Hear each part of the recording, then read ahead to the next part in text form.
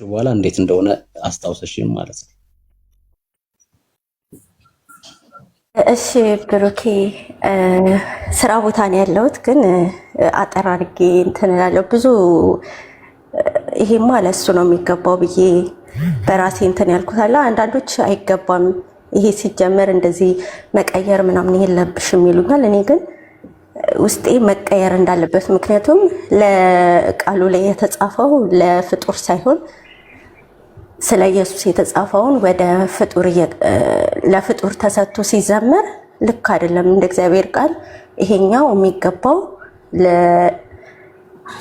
ለሚገባው ለኢየሱስ ነው ብዬ ስለማምን ያው የሚቃወሙ ቢኖርም እኔ ብዙ እንትን እምላቸዋለሁ። ያው ስራ ቦታ ነኝ፣ ቀስ ብዬ ልዘምረው አንዱን ዝማሬ፣ በተለይ ይሄ የአንደበቴ ጣፋጭ ውዳሴ ምጽናናብሽ ታዛ ለነፍሴ በዜማ ልበለው። በዜማ በይውና እነሱ ለፍጡር ያደረጉትን ከዛ የቀየርሽውን አንቺ ዘምሪ። እሺ። የአንደበቴ ጣፋጭ ውዳሴ ምጽናናብሽ ታዛ ለነፍሴ ከመስቀል ፍቅርን ተምሬ። በጣም ይቅርታ ስለቀየርኩት የሚመጣብኝ ያኛው ነው። ብቻ ምጽናናብሽ ታዛ ለነፍሴ እያለ ነው የሚዘምረው ዘማሪው፣ ለማርያም ማለት ነው። ግን እኔ በጣም ልምድ ሆነብኝና ያንን ያስኩትኝ ብሩኬ። እሺ የቀየርሽውን በይውሽ እና ማርማር አለው ከንፈሬን፣ ማርማር አለው ከንፈሬን፣ ማርያም እላለው ዛሬ። እኔ ደግሞ ማርማር አለው ከንፈሬን፣ ኢየሱስ እላለው ዛሬ። የልቤ እኮ ነህ ኢየሱሴ መድኃኒቴ፣ የልቤ እኮ ነህ ኢየሱሴ የኔ ጌታ። የአንደበቴ ጣፋጭ ውዳሴ ምጽናናብህ ታዛ ለነፍሴ ከመስቀል ፍቅርን ተምሬ አዳኝ ሆይ ይላል ከንፈሬ። ማግኘት ማጣት አይደለም ልመናዬ በዓለም አድለኝ ማስተዋሉን እንድረዳው መስቀልክን እንድረዳው መስቀልክን። የአንደበቴ ጣፋጭ ውዳሴ ምጽናናብህ ታዛ ለነፍሴ ከመስቀል ፍቅርን ተምሬ አዳኝ ሆይ ይላል ከንፈሬ። ብዙ እንደዚህ እያሉ የሚቀጥሉ አሉ። ብሩክዬ ስራ ላይ ስለሆንኩኝ ነው አዳምጣለሁ። ቅድስቴ ጌታ ዘመንሽን ይባርክ። ብዙ እንደሰራች አውቃለሁኝ። እንደዚህ እየቀየረች በጣም ብዙ ሰርታለች። ደግሞም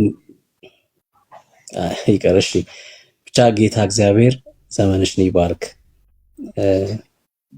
በዚህ ደግሞ እንድታገለግዩ ደግሞ ጌታን እድሉን ጌታ እንደሚያመቻች አምናለሁኝ። ተባረኪ ቅድስቴ። ትልቅ አቅም ያላት ልጅ ናት። በጣም ትልቅ ብዙ ስራዎችም ደግሞ ሰርታለች በህብረት ዝማሬዎች ምናምን እና ጌታ ይባርክሽ። አይደል የሚገባው ለኢየሱስ ነው የሚገባው። ይሄ ለፍጡር የሚገባ አይደለም፣ ለፍጡር የሚሰጥ አይደለም። ይሄ በቃ ይቀየራል ማለት ነው። ለሚገባው ይሰጣል። ለኢየሱስ ነው የሚገባው። ከንፈራችን ማርያም ሊል አይችልም፣ በጭራሽ አይችልም። ከንፈራችን የሚለው ኢየሱስ ብቻ ነው። ያዳነን ኢየሱስ ነው። እሷ ማርያምም ኢየሱስ ነው የምትለው። ከንፈራችን ማርያም እንዲል እንኳን አትፈልግም። ማርያም ራሷ ማለት ነው። ስታችኋል የምትለው በዚህ ዘመን አሁን መታ ይሄን ዝማሬ አትሰማም እንጂ ብትሰማ መታ ታሳፍራላችሁ። ኦርቶዶክሳውያን ነው የምትለው ማርያም ራሱ በጣም ታሳፍራላችሁ። ኢየሱስ ኢየሱስ ልትሉ ሲገባ ያዳነን እርሱ ያለ ትላለች ማርያም ራሷ። እርሷ ራሱ ያዳናት እሱ ስለሆነ ማለት ነው። ያዳነን እርሱ ያለ እንዴት ማርያም ማርያም ትላላችሁ ነው የምትለው እሷ ራሷ። እሷ ማብራ አንደበቴ ኢየሱስ ኢየሱስ ይላል ትላለች ማርያም። እና እንደዚህ በሉ ብላ ነው ቅድስት እንዳለችው የምትላችሁ።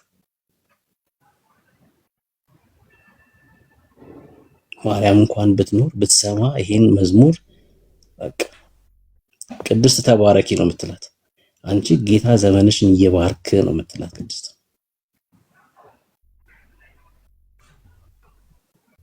አንድ ጨምሪ ልላት ነበር በቃ ስራ ቦታ ነኝ ብላለች ለካ። እሺ ተባረኩ። እንቀጥል። ኤርሚ ያለክ የምትለው ነገር አለ ወንድምነት?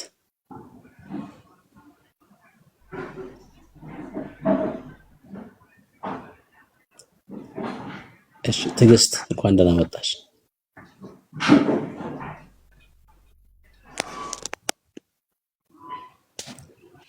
ትዕግስት አለሽ? ያወራሽ ከሆነ አትሰሚም። ብሩኬ እንዴት አደርክ? ሰላም አደርክ? አዎ ትዕግስት ነው እንዴ ስም? አይ አይደለም። መሳይ እሰጥሃለሁ። ቆይ ስለቀደመች ምናልባት እሷ ትዕግስት ላስወርድሽ ነው ማትመልሽልን ከሆነ እሺ። መሳይ እንዴት ነህ? መስገን እንዴት ነህ ብሩኬ? አሜን እግዚአብሔር ይመስገን። ከየት ቤተ እምነት? ከኦርቶዶክስ ተዋህዶ። እሺ እንኳን ደህና መጣህ። እንኳን ደህና ቆየ። እሺ ምን ትለናለህ? በምን? አሁን ለምሳሌ በዝማሬው ማለት ነው። ዝማሬው የሚገባው ለኢየሱስ ነው አለች ቅድስት እንጂ ለፍጡር ከፍጡር ጋር የሚደረግ እንደዚህ አይነት ነገር ዘፈን ነው ነውር ነው አለች። ምን ትላለህ? አይ ምስጋና መቼስ የምስጋና ባለቤት ለአምላክ ለእግዚአብሔር ይገባል። እሱ ምንም ጥያቄ የለውም። ግን ደግሞ ለፍጡር አይገባም መስጠት አይገባም ለማለት ተፈልጎ በሌላ አቅጣጫ ለመውሰድ ሳይሆን እንትን ያስፈልገዋል። ለምሳሌ ለአምላክ ምስጋና ይገባል፣ ግን ደግሞ ለቅኖች ምስጋና ይገባል ይላል። እንደገና ደግሞ በጎና መልካም ስራ ለሚሰሩት ምስጋናም ሰላም ይሆንላቸዋል ይላልና ማመስገን አንተን አሁን እግዚአብሔር ይስጥልኝ አመሰግናለሁ እልሃለሁ። አንዳንድ ጊዜ አንተ ማመስገን ይህን እድል ስለሰጠኸኝ አመሰግናለሁ እልሃለሁ። እንደዚሁ በተለምዶ ምስጋና ለሚገባው እየዘመርክልኝ ነው ማለት ነው። በዝማሬ እንኳን አይደለም ምስጋና እንደዚሁ በቃል ይገለጻል። ያው ያመሰገንኩ አይደለም እኮ እሺ፣ ችግር የለውም። አሁን እኔ እየሰማሁ ነው ያለሁት። ለማይሰሙ ሰዎች ምስጋና እንደሚቀርብም ታሳየኛለህ። ግን አሁን ዋናው ሀሳብ ዝማሬ ስለሆነ ለፍጡር የሚቀርብ ዝማሬ አለ ወይ?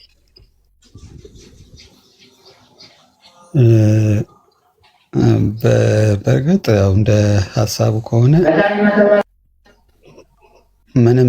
ምንም ቃልና ወንጌል መጽሐፍ ቅዱስ ላይ እንደሌለ እርግጠኛ የምትሆንበትን ጥቅስ ብቻ ጥያቄ ብቻ ማንሳቱ ተገቢ ነው ብዬ አላስብም። እኔ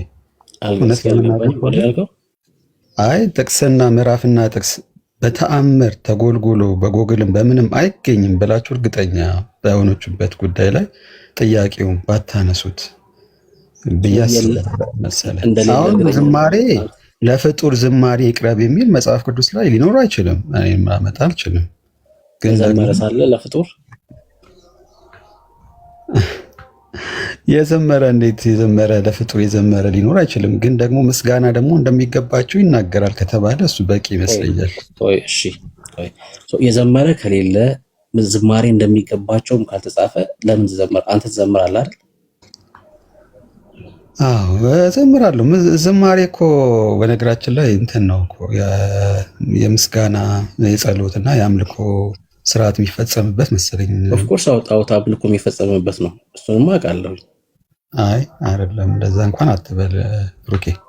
በደንብ ነው የምለው። ምክንያቱም ኮሚኒኬት የምታደርጉት ያን መስዋዕት የምታቀርቡት እናንተ ፍጡራኖቻችሁ በመንፈስ እንዲቀበሉት ነው። ለምሳሌ ተክለ ሃይማኖት ብለህ ስትዘምር ተክለ ሃይማኖት በመንፈስ ይቀበለኛል ብለህ አምነህ ነው የምታደርገው። በመንፈስ የሚቀበል ከሆነ ተክለ ሃይማኖት ይሄ አደገኛ ጣዖት አምልኮ ነው። በመንፈስ የሚቀርበው አምልኮ ለእግዚአብሔር ብቻ ስለሆነ ማለት ነው። ለእግዚአብሔር ብቻ ስለሆነ ግን አንተ የእግዚአብሔር ቃል ላይ ከሌለ እንዴት ደፈርክ ለማድረግ የእግዚአብሔር ቃል ላይ የማይለውን ነገር? ኖ የእግዚአብሔር ቃል ይደግፋል። ዘምሩ፣ አመስግኑ፣ በዝማሬ አመስግኑ ባይልም ለምስጋና ምስጋና እንደሚያስፈልግ አሁን የጻድቅ መታሰቢያ ለበረከት ነው ይላል። መታሰቢያ ማድረግ እንደሚገባ መታሰቢያ ደግሞ ስታደርግ እንኳን ሃይማኖት ውስጥ ዓለማዊ ራሱ አይልም። መታሰቢያ አድርጎ አይልም። መጽሐፈ ምሳሌ 7:10 ምዕራፍ 10 ቁጥር 7 ላይ የጻድቅ መታሰቢያ ለበረከት ነው ይላል። መታሰቢያ ስታደርግ በረከትን ታገኛለህ አይደለም የሚለው ትእዛዝ አንተ እንድታደርግ እያዘዘ አይደለም ያለው። መታሰቢያው ለበረከት ነው ማለት አንተ መታሰቢያውን አድርግ ማለት አይደለም። ግን ወደሱ ጋር እንመጣለን። ግን ጻድቅ ውስጥ ስለገባ አንዴ ዝማሬውን እንጨርስ። የለም መጽሐፍ ቅዱስ ላይ አይደል ለፍጡር እንድዘምርም ደግሞም የዘመረም የለም ብለኛል መጽሐፍ ቅዱስ ላይ አይደል? አለ የዘመረ አለ። አንዴ እሱ ይጨርስና እመጣለሁ ወደ አንተ። ያው ሀሳቡ አንድ ስለሆነ ነው። ሀሳቡ አንድ ስለሆነ ነው። ሲምቦ ያግዘኛል። ያው እሱ እንትን ቢሆነ ከሱ ጋር እንቀጥላለን። ግን ስላላወቅኩት ነው። እሺ የዘመረ ዘምረውለታል፣ ለዳዊት ዘምረውለታል። ቆይ አንዴ እሺ መሳይ አንተ ሚውት አድርገውና እሺ ከሲምቦ ጋር እንቀጥል። እሱ ያግዘኝ ስላልክ ማለት ከሁለት አንዳችሁ ጋር ነው ማውራት ያለብን። እሺ እኔ ቀጥልና ቆይ ከእኔ ጋር እንጨርሳለን። ችግር የለም። እሺ ሚውት አድርገው አንተ መሳይ። እሺ ሲምቦ ቀጥል። ዳዊት ጎልያድን በገደለው ጊዜ ከየት ቤተ እምነት ነህ አንተ? ከኦርቶዶክስ ነኝ። እሺ ቀጥል። ዳዊት ጎልያድን ገድሎት እስራኤላውያን ወይም ህዝቡ ዳዊት እልፍ ገደለ፣ ሳኦል ሺህ ገደለ እያሉ ዳዊትን በዜማ ሲያመሰግኑት ነበር። በዚህም ደግሞ እግዚአብሔር አልተቆጣም፣ አልተቃረነም ከሀሳቡ ጋር መመሰገን። ትንሽ ታፍኗል። እሺ ቅድም መጀመሪያ ስታወራ ቆንጆ ነበር። አሁን ትንሽ ታፍኗል። አሁን አይሰማም። እንትን ሰክተህ ከሆነ ጥሩ ንቀለው። እሺ አይ ምንም አልሰካውም። እሺ ቀጥል። ትንሽ የታፈነ ነገር ስላለው አይሰማም አሁን። እሺ ቀጥል። ለፍጡር ምስጋና እንጂ ትሰማለህ። እሺ ጥርት ያለ ስላልሆነ ለፍጡር መጽሐፍ ቅዱስ ምስጋናን ሲያቀርቡ ያውም ደግሞ በዜማ ሲያቀርቡ መጽሐፍ ቅዱስ ላይ አይተናል። እሺ ጥቅሱን ንገረኝና ከዛ እንጻ ክፍል ላይ እናውራ። ከእናንተ አሁን ከምታደርጉት ጋር እናነጻጽር። እሺ ንጉሥ ዳዊት ገና በረኝነት ጊዜው ላይ ሳውልን በገደለው ጊዜ ህዝቡ ዳዊት እልፍ ገደለ፣ ሳውል ደግሞ ሺህ ገደለ እያሉ በዜማ ነው እኮ። ጥቅሱን ንገረኝ አብረን እንድናየው ማለት ነው። መጽሐፈ መሳፍንት መጽሐፈ ሳሙኤል። እሺ ሁለተኛ እሱን ማውጣት እንችላለን። ቆይ አንድ ጊዜ ታገሰኝ። እሺ ድምፅህን ግን አስተካክለው። እሺ ትንሽ ታፍነዋል ነገር ጥርት እንዴት እንደማደርገው አላውቅም። ሀሳቡ ግን ገብተዋል። አዎ ንገረኝና ክፍሉን ከዛ አውጥተን እናወራው።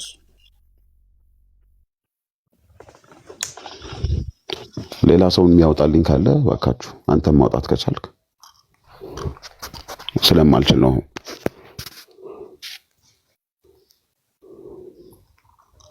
እሺ አግዙት።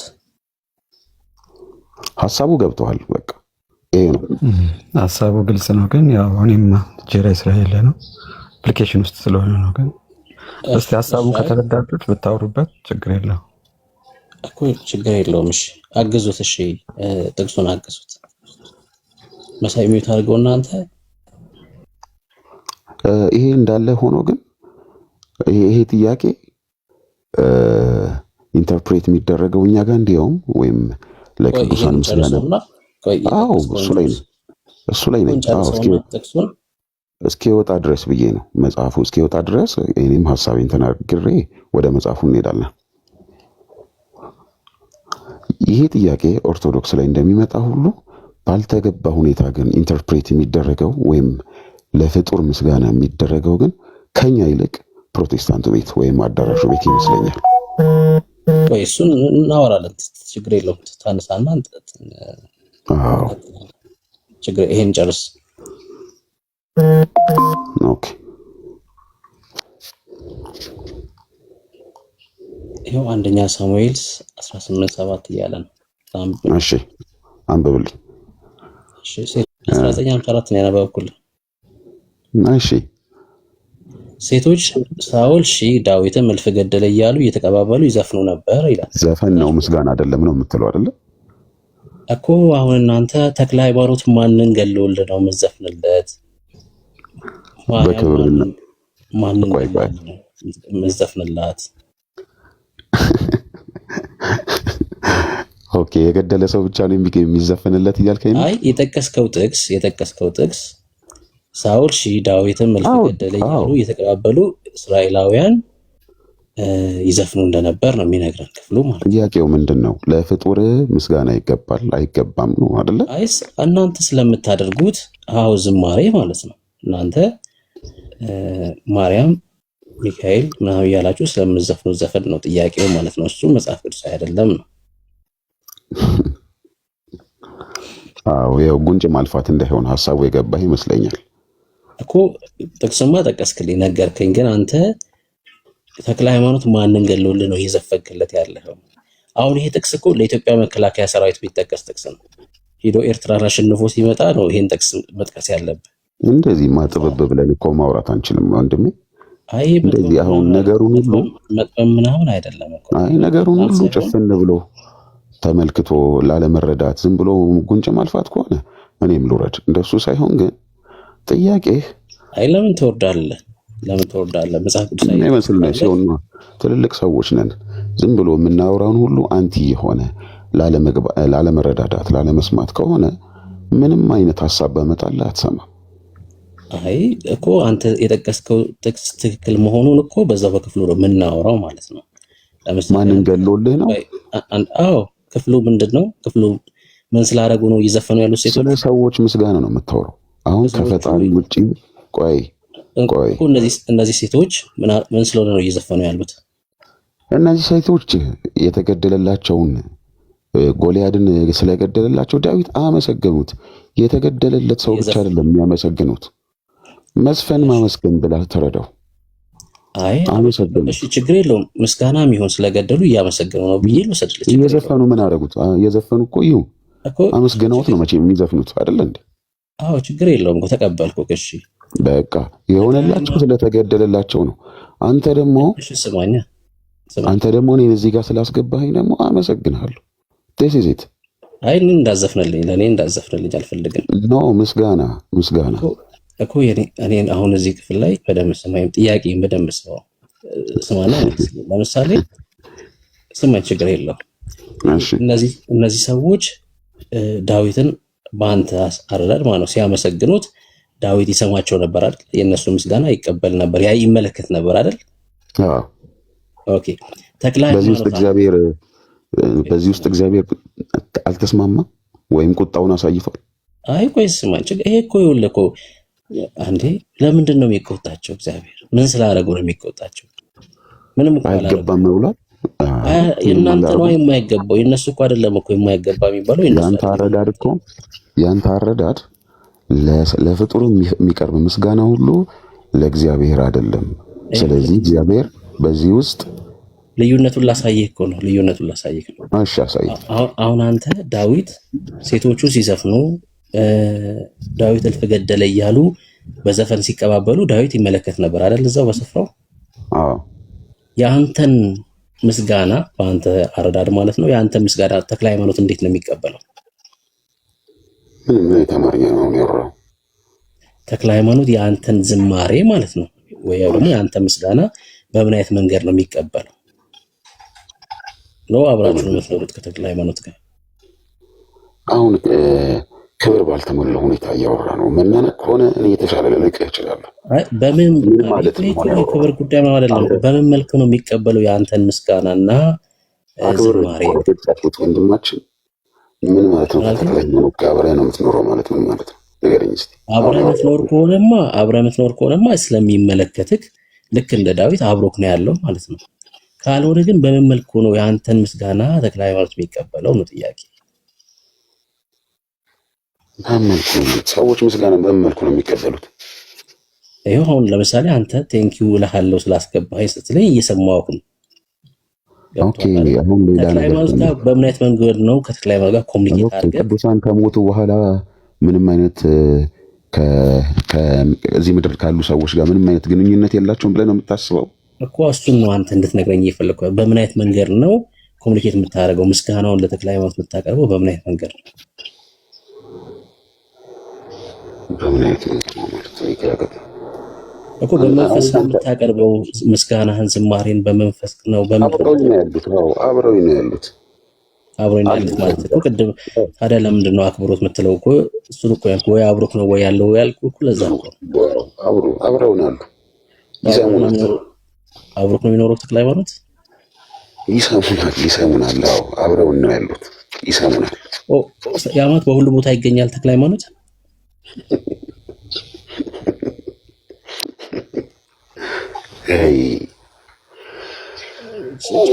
ስጨርስ መልስልኝ፣ ችግር የለውም። በሁሉ ቦታ ነው የሚገኘው?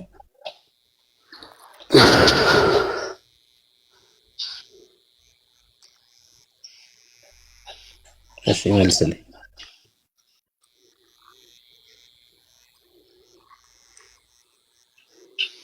ሲምቦ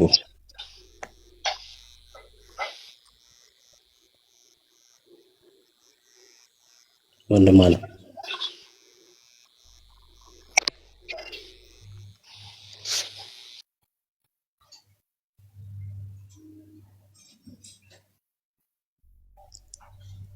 እሺ ሄደ። በቃ አብሮን ነው የሚኖረው ብሎ ወይ ሳያባረረው ሰውየውን ሄደ ልጁ። መሳይ ወይ ብሩኬ ምን ይሻላል? አዎ የሰማሁት ነበረ። በእርግጥ እሱም ኦርቶዶክስ ነው። ያው ገለጻውም ጥሩ ነው። ግን ምናልባት አንዳንዴ በቃ የሆነ ትንሽ አንዳንድ ሰው በባህር ደስተኛ የሚሆንበት ነገር ከተፈጠረ ምናልባት እንግዲህ በራሱ ፍቃድ ወርዶ ይሆናል ብዬ አስባለሁ። ለማርያም ባሰምርላት ለምሳሌ እግዚአብሔርን ታመልከዋል አይደል? እግዚአብሔርን ባታመልከው ምን ትሆናለህ? አረ ከኔ በላይ ሌላ አታመልክ የሚል ስላለ፣ አይ ባታመልከው ምን ትሆናለህ ነው የምልህ። አንተ ባላመልከውማ በቃ ብዙ ነገሮች ናቸው የሚዛቡት። ተፈጥሮ ራሱ ትከዳሃለች። ቆምክባት ምድር ራሱ ትከዳሃለች። ለማርያም ባዘምርስ ምን ትሆናለህ? የአንዳንድ ጊዜ ፍቅሯ የገባቸው እናትነቷን የተረዱት በጣም በቃ የእሷ እንዴት ወለደች ብለው በቃ ተአምር የሚሆንባቸው እሷን ለማመስገን ስለሚወዷት ሕይወትን የሚያክል ጌታን ስለሰጠችን ያመሰግኗታል። አይ ባትዘምር ምን ትሆናለህ ነው የምልህ። ለምሳሌ እግዚአብሔርን ባታመልከው ባላመልከው እንደዚህ ይሆናለሁ አልከኝ። ለእሷ ባትዘምር ምን ትሆናለህ?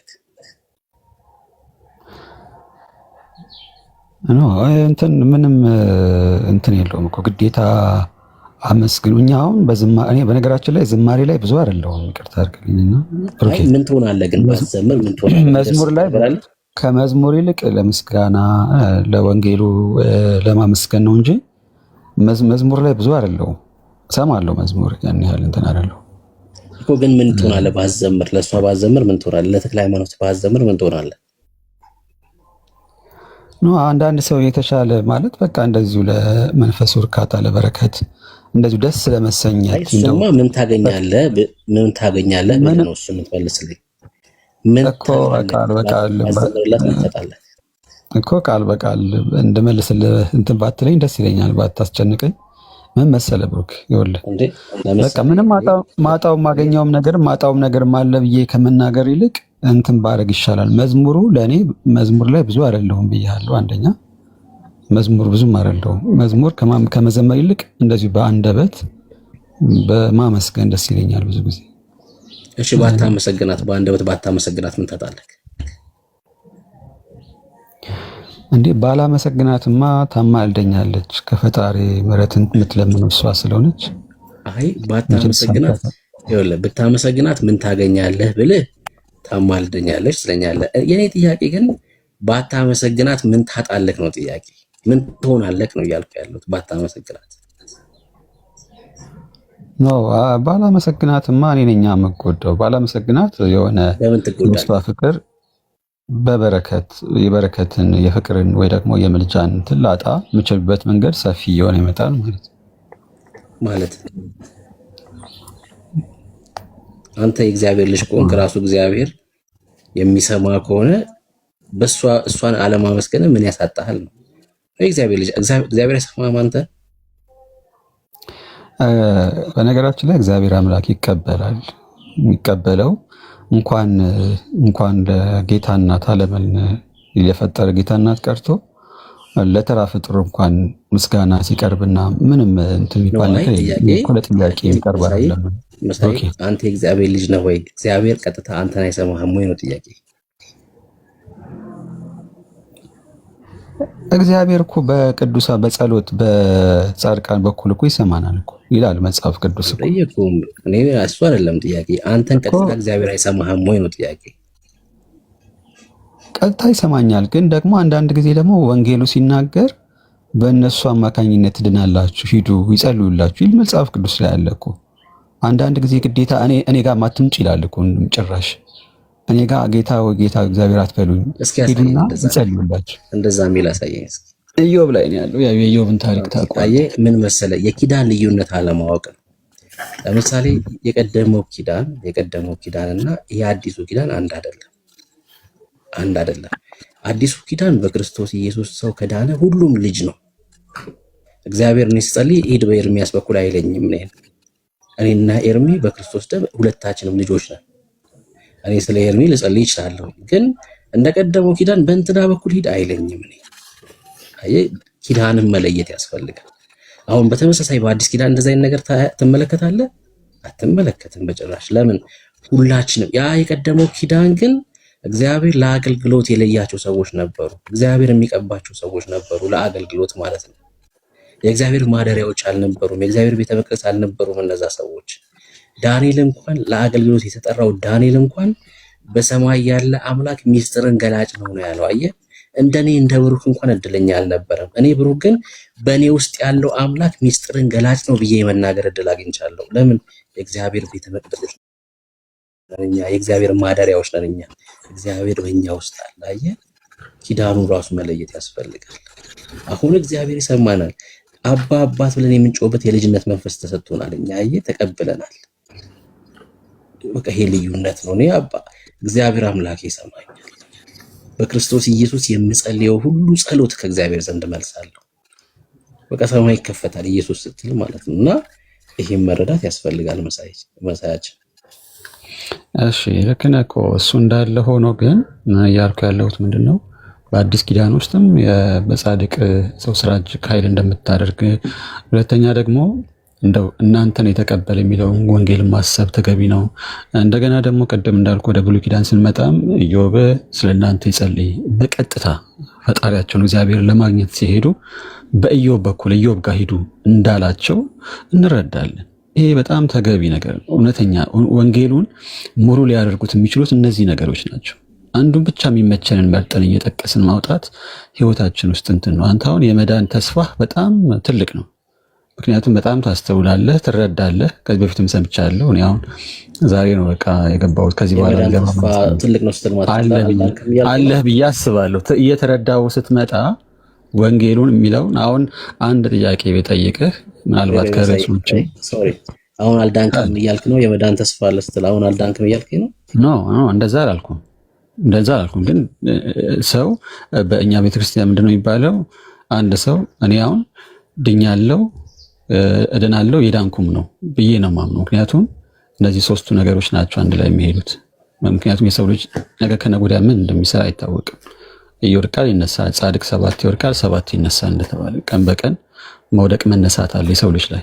ያው የመከራ በዓለም ሳላችሁ መከራ አለባችሁ ስለተባልን ማለት ነው። ስለዚህ የሰው ልጅ ኃጢአት ያለ መስራት እንትኑ በጣም ንጹህ ሆኖ ሁሌ እስኪሞት ድረስ ይኖራል ማለት ስላልሆነ አንተ ደግሞ እንደምትናገረው ወንጌል እንደማስረዳት ወንጌልን አውቃለሁ እንደምትለው የምትናገራቸው ነገሮች ወንጌል ናቸው። ወንጌል ደግሞ ወደፊት እያነበብክ ታደርገዋለህ። ወንጌልህን እኔ እንደዚህ ነው ይሄ ወንጌል ልክ ነው ብለህ የተቀበልከው እንዳለ ሁሉ ትደርስበታለህ ብዬ አስባለሁ እውነቱ። ምክንያቱም ወንጌል እውነት ስለሆነ አይዋሽም። አንድ ቦታ ጥሩ ሆኖ አንድ ቦታ ደግሞ የማይሆን ነገር የሚናገርበት እንትን የለም። ግን ችግሩ የማስታረቅ ስራ የማስማማት አንዱን ወንጌል ከአንዱ ወንጌል ጋር ህብረት የመፍጠር እና በቃ ሁለቱን ኮላቦሬት ማድረግ ያስፈልጋል ብዬ አስባለሁ። ግን እንደኔ እንዳንተ አሁን አንድ ጥያቄ ቢጠይቅ ከርዕሱ ውጭ ሆንክ እንዳትለኝ እንጂ እስቲ የሆነ ጥቅስ አውጣልኝ። አንድ ጥቅስ አውጣልኝ እስቲ። እሺ አውጣልሃለሁ። ከመጠየቅ በፊት ግን እስካሁን ሰፊ ሀሳቦችን ስላነሳክ ማለት ነው። እሺ ችግር የለውም። ለምሳሌ ስለ ጸሎት የጻድቅ ሰው ጸሎት በስራው ኃይልን ታደርጋለች ብለሃል። ያዕቆብ መጽሐፍ ምዕራፍ 5 ነው የጠቀስከውና እውነት ነው። የጻድቅ ሰው ጸሎት በስራው ኃይልን ታደርጋለች። ለምሳሌ ስለ አንተ መዳን እንጸልያለን፣ ትድናለህ ደግሞ በእርግጠኝነት። ጻድቁ እኔ ስለሆንኩ ማለት ነው። እኔ ስለ አንተ ጸልይልሃለሁ። ጻድቁ ኤርሚ ስለሆነ፣ ጻድቁ ዳኒ ስለሆነ፣ ጻድቋ ቅድስት ስለሆነች፣ በቃ ክርስቲያኖች ስለሆኑ ጻድቃን እንጸልይልሃለን መዳን እንዲሆንልህ ማለት ነው። እንድታመልጥ በክርስቶስ ኢየሱስ እንድታርፍ እንጸልይልሃለን። የጻድቅ ሰው ጸሎት ሲል ያዕቆብ ስለማን እያወራ ነው? ስለኛ እያወራ ነው። ስለኔ እያወራ ነው ያለው ያዕቆብ ማለት ነው። ስለኔ እያወራ ነው። እኔ ወደ ማርያም እንዳልጸልይ እኔና ማርያም መካከል ልዩነት የለም። እኔና ማርያም በእግዚአብሔር ፊት በክርስቶስ ደም እኩል ነው የቆምነው። ጽድቃችን እኩል ነው እያልኩ ነው ያለሁት። ጻድቅ ነኝ እኔ ብሩክ ጻድቅ ነኝ። ጻድቅ እንዴት ወደ ጻድቅ ይለምናል? ጻድቅ እንዴት ወደ ጻድቅ ጸሎት ያደርጋል? ነውር ነው። ሁለቱም ጻድቃኖች እኔም ማርያምም ወደ ጸሎትን ወደሚሰማ ወደ አጸደቀን ጌታ ነው መንጸልየው። እኔም ጳውሎስም ማለት ነው። አየህ የሐዋርያት ሥራ መጽሐፍ ምዕራፍ 1 ቁጥር 14ን ስትመለከት ሐዋርያቱ ተሰብስበው ይጸልዩ ነበር፣ ማርያምም ጭምር ማለት ነው። ተሰብስበው ይጸልዩ ነበር። ወደ ማርያም ነበር የሚጸልዩት አይደለም፣ በአንድ ልቡ ነው ወደ እግዚአብሔር ይጸልዩ ነበር። ጸሎት ወደ ማን ነው ማለት ነው? ወደ እግዚአብሔር ነው። በቃ ለዛ ነው መዝሙር መጽሐፍ 65 ቁጥር 2 ላይ ሲናገር ጸሎትን ወደምትሰማ ስጋ ለባሽ ሁሉ ጸሎትን ወደምትሰማ ወደ አንተ ይመጣል የሚለው ማለት ነው። ሰው ሁሉ ጸሎትን ወደሚሰማ ወደ እግዚአብሔር ነው የሚጸልየው። ጸሎታችን እንጂ ጻድቅ ወደ ጻድቅ እንዴት ነው የሚጸልየው? አይጸልይም በጭራሽ። እኛ ጻድቃን አንጸልይም፣ ወደ ፍጡር አንጸልይም። ክብር ለኢየሱስ ይሁን። ወደ አጸደቀን ጌታ ብቻ ነው የምንጸልየው። እውነቱን ስታቅ ምናምን ላልከው ክብር ለኢየሱስ ይሁን። ጌታ ክርስቶስ ኢየሱስ በዮሐንስ ወንጌል 14 ላይ ሲናገር ሕይወትም እውነትም መንገድም እርሱ ብቻ እንደሆነ የነገረኝን ኢየሱስ ክርስቶስን ተቀብዬ ከሱ ውጭ እውነት የለም ማለት ነው። እውነት ኦርቶዶክስ ናት መጥለኝ እኮ ተሳስተሃል። እውነት ኢየሱስ ክርስቶስ ነው። እውነት ኢየሱስ ክርስቶስ ነው። ሰው እውነት የሆነውን እርሱን ኢየሱስ ክርስቶስን ተቀብዬ አሁን ዛሬ በእግዚአብሔር መንግስት ውስጥ ነው ያለሁት። መንግስተ ሰማይ ገብቻለሁ። የእግዚአብሔር መንግስት ማለት ነው። የብርሃን መንግስት ማለት ነው። የህይወት መንግስት ማለት ነው። ከጨለማው መንግስት ያመለጥኩበት ህይወት ማለት ነው። ክብር ለኢየሱስ ይሁን። ሰው እኔ አሁን እውነት ነው ያለሁት ልልህ ፈልጌ እውነቱ ኢየሱስ ክርስቶስ ነው። እሱን ተቀብዬ እውነት የሆነውን ኢየሱስን ተቀብዬ ነው ያለሁት። ስለ ኦርቶዶክስ እያወራኝ ከሆነ እኔ እንደው ጌታ ስሙ ይባረክ። ሰው ቢደክም በዓለም ኃጢአት ሊሰራ ይችላል። ሰው ሲደክም ክርስቲያን ማለት ነው በዓለም ምልልስ ውስጥ ልታዩ ትችላላችሁ። ክርስቲያን ግን ምንም ደክሞ ኦርቶዶክስ ሊሆን አይችልም። በጭራሽ አይችልም። አይናፍቀንም። እዛ ግብፅ አይናፍቀንም። አስባችሁታል? እኔ ብሩክ በእግዚአብሔር መንፈስ ያለሁት ለማርያም ስዕል ስሰግድ ማለት እኮ ነው። በኢየሱስ አይደለም ለኔ ዘር ትውልዴ እንኳን ያደርግበት። በዘር ትውልዳችን ይሄ ልምምድ አይግባ በኢየሱስ አይደለም ለኔ ማለት ነው። አይደለም ለኔ ለብሩክ ወደ ፍጡር ጸሎት ሳደርግ ማለት እኮ ነው። በትውልዴ ውስጥ ይሄ ነገር አይኖር በኢየሱስ ከዚህ በኋላ ባለው ትውልዴ ውስጥ በኢየሱስ ስም ነው። በእውነት ነው የምላችሁ። እንኳን ለኔ ሊሆን ማለት ነው እንኳን ለኔ ሊሆን በዘሬ ውስጥ እንኳን እንዲገባ አልፈልግም ይሄ ነገር ማለት ነው። በኢየሱስ በእውነት አያድርግባችሁ፣ ዘራችሁ ውስጥ አይግባ። ሞት ማለት ነው ይሄ ሞት ማለት ነው። ለኢየሱስ የማይሆን ትውልድ ከቤተሰቦቻችሁ ውስጥ አይነሳ በኢየሱስ። በቃ ለኢየሱስ የቆረጠ ትውልድ ማለት ነው። ለፍጡር የማይሰግድ ወደ ፍጡር የማይዘምር ለፍጡር ጸሎት ወደ ፍጡር ጸሎት የማያደርግ ትውልድ ማለት ነው። ለኢየሱስ ብቻ የሚገዛ ትውልድ ከቤተሰቦቻችሁ በኢየሱስ በእውነት ነው የምልህ እና እውነት ኢየሱስ ክርስቶስ ነው። እኛ እኮ አምልጠናል፣ አርፈናል። እኛ እኮ ማረፍ ሆኖልን እኮ ነው። ከዚህ ውጭ ሌላ እውነት የለም። ከኢየሱስ ውጭ እውነት የለም። ከኢየሱስ ውጭ እውነት የለም። እና ያው አይዞን ብሩኬ አይዞን፣ ችግር የለውም። ሁሉ ነገር እንግዲህ ሂደት ነው ሰው የሚረዳው። እኛ ለፍጡር አናመልክም፣ ለፍጡር አንሰግድም። የእናንተ አረዳር ነው ብዬ አስባለሁ። ሲቀጥል ምናልባት ቅድም ለፍጡር አንሰግድም ካልከኝ እኮ እነ ተክለ ሃይማኖት አምላክ ናቸው እያልክ ነው ያለው። እንደዛ የሚል አስተምሮ ከየለም እኮ ኦርቶዶክስ ግን በተማርኩት ሌሎች ሰዎች አሉ። በፍጹም ልናደርገውም አንችልም እኮ እንኳን ለሱ ለነሱ አሰግድም ለተክለ ሃይማኖት ነገርኩ እኮ። ምናልባት እንግዲህ መጽሐፍ ቅዱስና ገድል ላይ አውጥታችሁ መዘረዝሩ ከሆነ ሲሰገድ ምን ሲል ያየው ወይ ደግሞ ፎቶግራፍ ላይ እንትን ብትሉ ኖ አንተ አሰግድም አንተ መሳይ አከብራለሁ፣ አክብሮት አለ። የአክብሮት ስግደትና የጸጋ ስግደት የሚባሉ አሉ እንጂ የአምልኮ ስግደት አምልኮ አላልኩም፣ ግን ትሰግዳለህ። ግን እኮ ይለያል። የገዥነትና የአምልኮ ለፈጣሪ ለእግዚአብሔር ብቻ ነው የሚሰጠው። አይ እኔ ይኸውልህ የአምልኮ ምንም አልተናገርኩም እንደዛ ብዬ፣ ግን ትሰግዳለህ አይደል ለፍጡር? አይ በፍጹም ልሰግድም ስግደትም ራሱ እኮ እንደዛ ቢሆን ራሱ እነሱ የሚሉት ለአምላካችሁ ለእግዚአብሔር ስገዱ ነው የሚሉት እኮ። ለተክለ ሃይማኖት ስግድም አልሰግድም በለኛ። ታዲያ ቀላል ነው። ለተክለ ሃይማኖት እንዴት ሰግዳለሁ? እንዴት ይሰገዳል? ልሰግድ አልችልም፣ ግን የአክብሮት ስግደት እና የጸጋ ስግደት የሚባሉ ስላሉ ክብር የመስጠት ስርዓት አለ። በቃ በዛ ብቻ ያ ማለት ደግሞ ስዕሉ መሳይ ቆይ ለማለፍ የምትሞክረው አደባብሰ ነው። የአምልኮ አይደለም የክብርና ምንድነው የጸጋ ነው። እሺ አንተ የክብርና የጸጋ ትሰግዳለህ ለተክለ ሃይማኖት? አሁን በነገራችን ላይ አሁን እዚህ ፕሮፋይል ላይ ያለው ያንተ ፒክቸር አንተ ነህ ብዬ እንትን እንድል ነው እንዳከብር ነው እንጂ ራስህ ሆኖ አላገኘህም እኮ ታውቃለህ አይደል? አንተን የማገኘህ በአካል ሳገኘህ ነው። ስለዚህ አንዳንድ ጊዜ ፎቶግራፍ እኔ ፎቶ አሰግድም እኮ አሁን ለተክለ ሃይማኖት ፎቶ ትሰግዳለህ ወይ? ስዕል ሲባል ሪል እነሱ ናቸው ለማለት ተፈልጎ እንዳልሆነ ሰው ቢረዳው ብዬ እንትን እላለሁ። ለዛ አይደለም እኮ አይ ከበረሺ ስግደት ላይ ነው ያለው። ይገባኛል። ስግደት እኮ ያው ስግደት ለፈጣሪ ለእግዚአብሔር ብቻ የሚሰጥ የገዥነት የጸጋና የአክብሮት ስግደት ትሰግዳለህ ለተክለ ሃይማኖት ወይስ አትሰግድም? አልሰግድም በለኝ። አክብሮት ሰግዳለሁ። አክብሮት በቃ ፍላጎቴ እስከሆነ ድረስ ይሄ እስከሄድኩኝ ድረስ እሰግዳለሁ። ሰው ደግሞ ሄዱና ስገዱ ፊት በተክለ ሃይማኖት ስዕል ፊት የአክብሮትና የጸጋ ትሰግዳለህ ማለት ነው። አይ ይሄን ነው እያልኩ ያለሁት። ይሄን ያልኩት ግን ደግሞ በሚል ስም የሚደረግ የትኛውም ስግደት በኢየሱስ ስም ቤቴ ውስጥ እንዳይገባ ያልኩት ይሄን ነው። አየህ የእግዚአብሔር ቃል ሲናገር መንፈሳዊ ግልሙትና ይለዋል። የእግዚአብሔር ቃል አየህ መንፈሳዊ ግልሙትና ነው የሚለው እግዚአብሔር። እስራኤልን ዘሞቱብኝ ይላል። በእውነት ነው የምልህ፣ አደገኛ ልምምድ ስለሆነ ነው። እግዚአብሔር ዘሞቱብኝ ነው የሚለው። ኦሊባና ኦሃላ ዘሞቱብኝ ይላል። ሰማርያና ኢየሩሳሌም ናቸው ይላል እግዚአብሔር ሲናገር በሕዝቅኤል መጽሐፍ ምዕራፍ 23 ላይ ማለት ነው። ይሄ አደገኛ ነገር ነው። ዝሙት ነው። መንፈሳዊ ግልሙትና የተቃወምኩት ይሄን ነው። የአክብሮም በለው የጸጋም በለው በስዕል ፊት የምታደርገው የትኛውም ነገር ማለት ነው። አንተ እኮ የሥላሴ ስዕል ፊት እኮ የአክብሮት እኮ አይደለም ልትሰግድ የምትችለው፣ የአምልኮት ነው የምትሰግደው በሥላሴ ስዕል ፊት። ለምን? አምላክ ነው አይደል? የአምላክ ስዕል ብለህ ነው የምታምነው። የአምልኮት ነው የምትሰግደው። አውት ይሄ በጣም አደገኛ ነው። መጽሐፍ ቅዱስ ላይ አንድም ስፍራ ማታገኘው ነገር ማለት ነው መሳይ፣ አንድም ስፍራ ላይ የሌለም ነገር። በቃ ይህን ትረዳዋለህ፣ ወደፊት ችግር የለውም። አሁን እኮ እያልኩ ያለሁት ግልጽ ለመንገር በግልጽ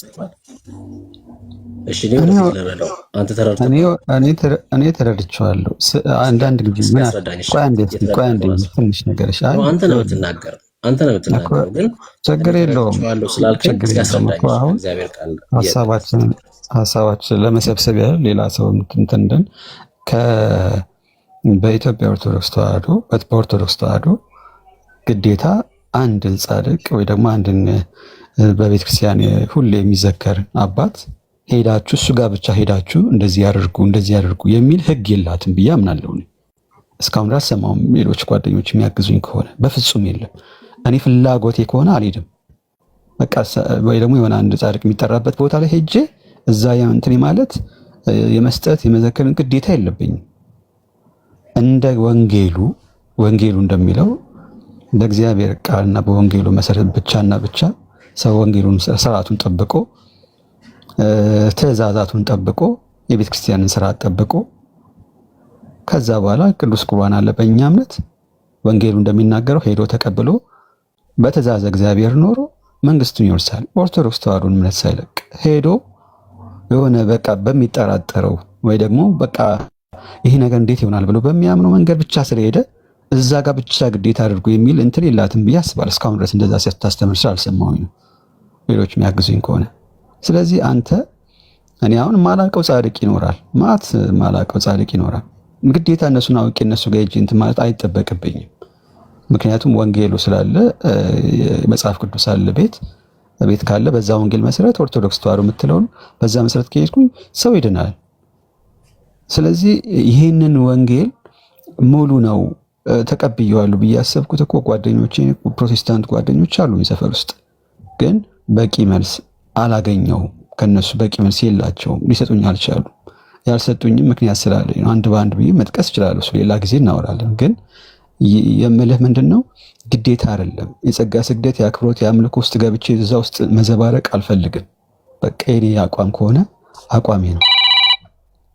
ስለዚህ ብሩኬ በአጭሩ የምልህ ነገር ምን መሰለህ፣ እናንተ ጋር ያለው ወንጌል አንዱ ከአንዱ ጋራ እንዳይምታታባችሁ፣ እንዳይጋጭባችሁ እሱ ጋር ተጠንቀቁ ነው የምለው። ምክንያቱም አሁን ወንጌል የማይለውን በእምነት ብቻ መዳንን ብቻ አስመልክቶ የሆነ ገድል ብቻ አንስቶ እሱን ከመጽሐፍ ቅዱስ ጋር ማጣቀስ ይሄ ፌርነስ አይደለም። በቃ ማውራት የምንፈልገው ስለ ወንጌል ነው። ወንጌልን ብቻ ማውራት ነው ያለብን። እንደው ካላስቸገርኩ ብሩኬ በጣም ስለምወድና ስለማከብረ ገላትያ ምዕራፍ 3 ቁጥር 1 ላይ ብታወጣልኝ እና ብታነብልኝ ደስ ይለኛል። የመጨረሻችን እሱ ብናጠቃልል።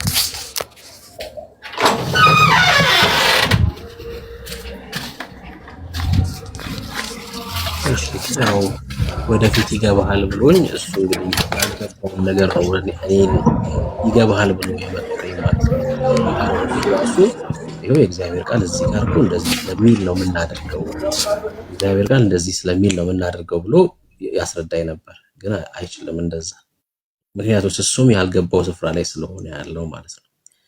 እዛ ስፍራ ላይ ሆኖ ደግሞ መቼም ደግሞ አይገባው። የምሬን ነው የምላችሁ። ምክንያቱም ወይ የእግዚአብሔርን ቃል መቀበል ወይ ደግሞ ሰው ሰራሽ ትምህርት አሜን ብሎ መኖር ያስፈልጋል። በጭራሽ ለነዚህ ትምህርቶች ከመጽሐፍ ቅዱስ አንድም ቦታ ላይ ጥቅስ ሊያገኝላቸው ስለማይችል አይ እኔ እኮ ማላቃቸው ቅዱሳን አሉ ኦርቶዶክስ እንዴ የምታውቃቸው ራሱ ብዙ ናቸው እኮ።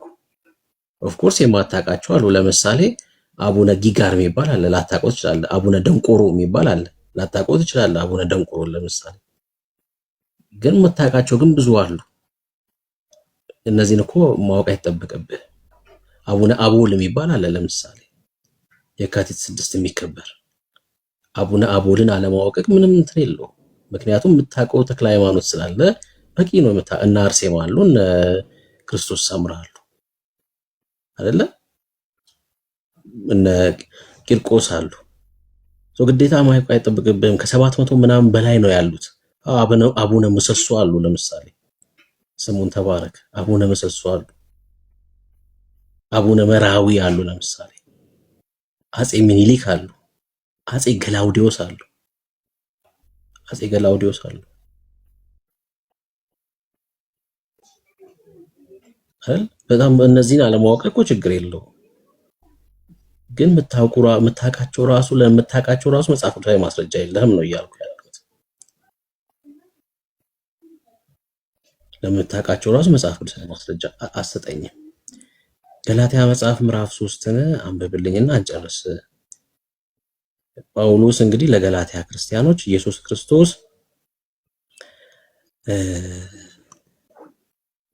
እስኪሳልባችሁ ድረስ ስለ ስዕል እያወራ መስሎ ነው። አንድ ሐሳብህን ንገረኝ ነው ወይስ እኔ ዝም ብዬ ሐሳቡን እንዳስረዳ ስለፈለክ ነው?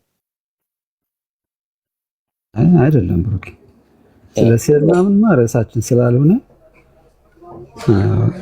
ምናልባት እዛ ላይ ትንሽ የሆነ አንድ ሐሳብ ስለነበረኝ ነው እኮ። እሺ ንገረኝ ሐሳብህን። እሺ ላንብብልህ። የማታስተውሉ የገላትያ ሰዎች ሆይ በዓይናችሁ ፊት ኢየሱስ ክርስቶስ እንደተሰቀለ ሆኖ ተስሎ ነበር። ለእውነት እንዳታዘዙ አዚም ያደረገባችሁ ማን ነው? በጣም በጣም በጣም አመሰግናለሁ። እውነት እግዚአብሔር ያክብርልኝ። በጣም እውነት ትክክለኛውን ወንጌል ስለነገርከኝ። አይ ከዚህ በፊት ቀደም የሆነ አንድ ሐሳብ ተነስቶ እኔ ካነሳው ጥቅስ ጋር ፈጽሞ ተቃራኒ የሆነ ወንጌል ሰምቼ ነው። ስለዚህ በፕሮቴስታንት እምነት ውስጥ ሁለት ወንጌል አለ ማለት ነው። ሁለት የተጻፈ ፍጹም በጣም ስህተት የሆነ ነገር አለ ማለት ነው። አይ አንድ ጊዜ እንደዚሁ እዚሁ ቤት ውስጥ ገብቼ ድንገት ስለ ስዕል ተነስቶ አንድ ወንድም ነው ከፍቶ ምዕራፍና ቁጥሩን ጠቀስኩለት፣ ገለጠው እንትን አለ ሲነግረኝ እኔ ማነበው ነው ወንጌል ያለው አንተ የጠቀስክልኝ ወንጌል ነው ያለው። እሱ ሲጠቅስልኝ ደግሞ ሌላ ወንጌል የጠቀሰልኝ ምንድነው እለዋለሁ። ይኸው የእናንተ የራሳችሁ ኦርቶዶክስ ተዋህዶ የምታምነው እምነት እኮ ነው። ምን መሰለ መሳይ ምን መሰለ ብሎ ነው የነገረኝና የአንተ ወንጌል ትክክል ነው ማለት ነው እኮ። ምን መሰለ አሁን እሱ እንደዛ ያለቅሰው ማን እንደሆነ ባላቅም ግን ትክክል ነው። ለምን በለኝና አስባለሁ። የትኛው አሁን የጠቀስክበት ወንጌል የሌለው መሆኑን የሌለበት ወንጌል ልክ ነው? አዎ ስማኝ፣ ምን እንደሆነ እሺ ያነበበልህ ሰው ትክክል እንደሆነ ልንገርህ። እኔ ማን እንደሆነ አላቅም፣ መቼ እንደሆነ አላቅም፣ ግን ልንገርህ። ብሩኬ ዳኔ ላስታውሰው ብዬ ነው። ኧረ አያስፈልግም ዳኒ። የራሱ 80 ያዱ ነው የተነበበለት። አዎ በደንብ ነው የምረዳው በደንብ። እኔ ያነበብኩልክ መሳይ አሁን 1954 ዓመተ ምህረት ነው። 1954 የተተረጎመውን ነው። ያኔ ደግሞ ያነበበልህ ሰው ማን ነው ባላቅም የ2000 ዓመተ ምህረት የኢትዮጵያ ኦርቶዶክስ እንዳያነበበልክ። የኢትዮጵያ ኦርቶዶክስ በ2000 ዓመተ ምህረት መጽሐፍ ቅዱስ አዘጋጅታለች አይደል? ለምሳሌ ሮሜ 8:34 ላይ ኢየሱስ ይፈርዳል ተብሎ የተረጎሙበት መጽሐፍ ማለት ነው። ቤተ ምናልባት ካለ አላቅም። እሱን የተነበበልህ ኦርቶዶክስ ራሱ ያዘጋጃችው የ2000 ዓመተ ምህረት መጽሐፍ ቅዱስ ነው። እሱ ላይ እዚህ አሁን ያነበብኩልህ እንደሚለው አይደለም የሚለው ማለት ነው እሱ ላይ። ለዛ ነው የተለየ የመሰለብ መሳይ። አይ እኔ ብሩኬ በጣም ደስ ስላለኝ ነው መልስ። ልክ ነው እኮ ግን እንዴት አንድ ፕሮቴስታንት እምነት መቼስ ተከፋፍላለች ብለን ማናስባት እንደዚህ አይነት እንትን ሁለት ወንጌል ሲነገር ከመስማት የበለጠ ምንም ነገር የለም።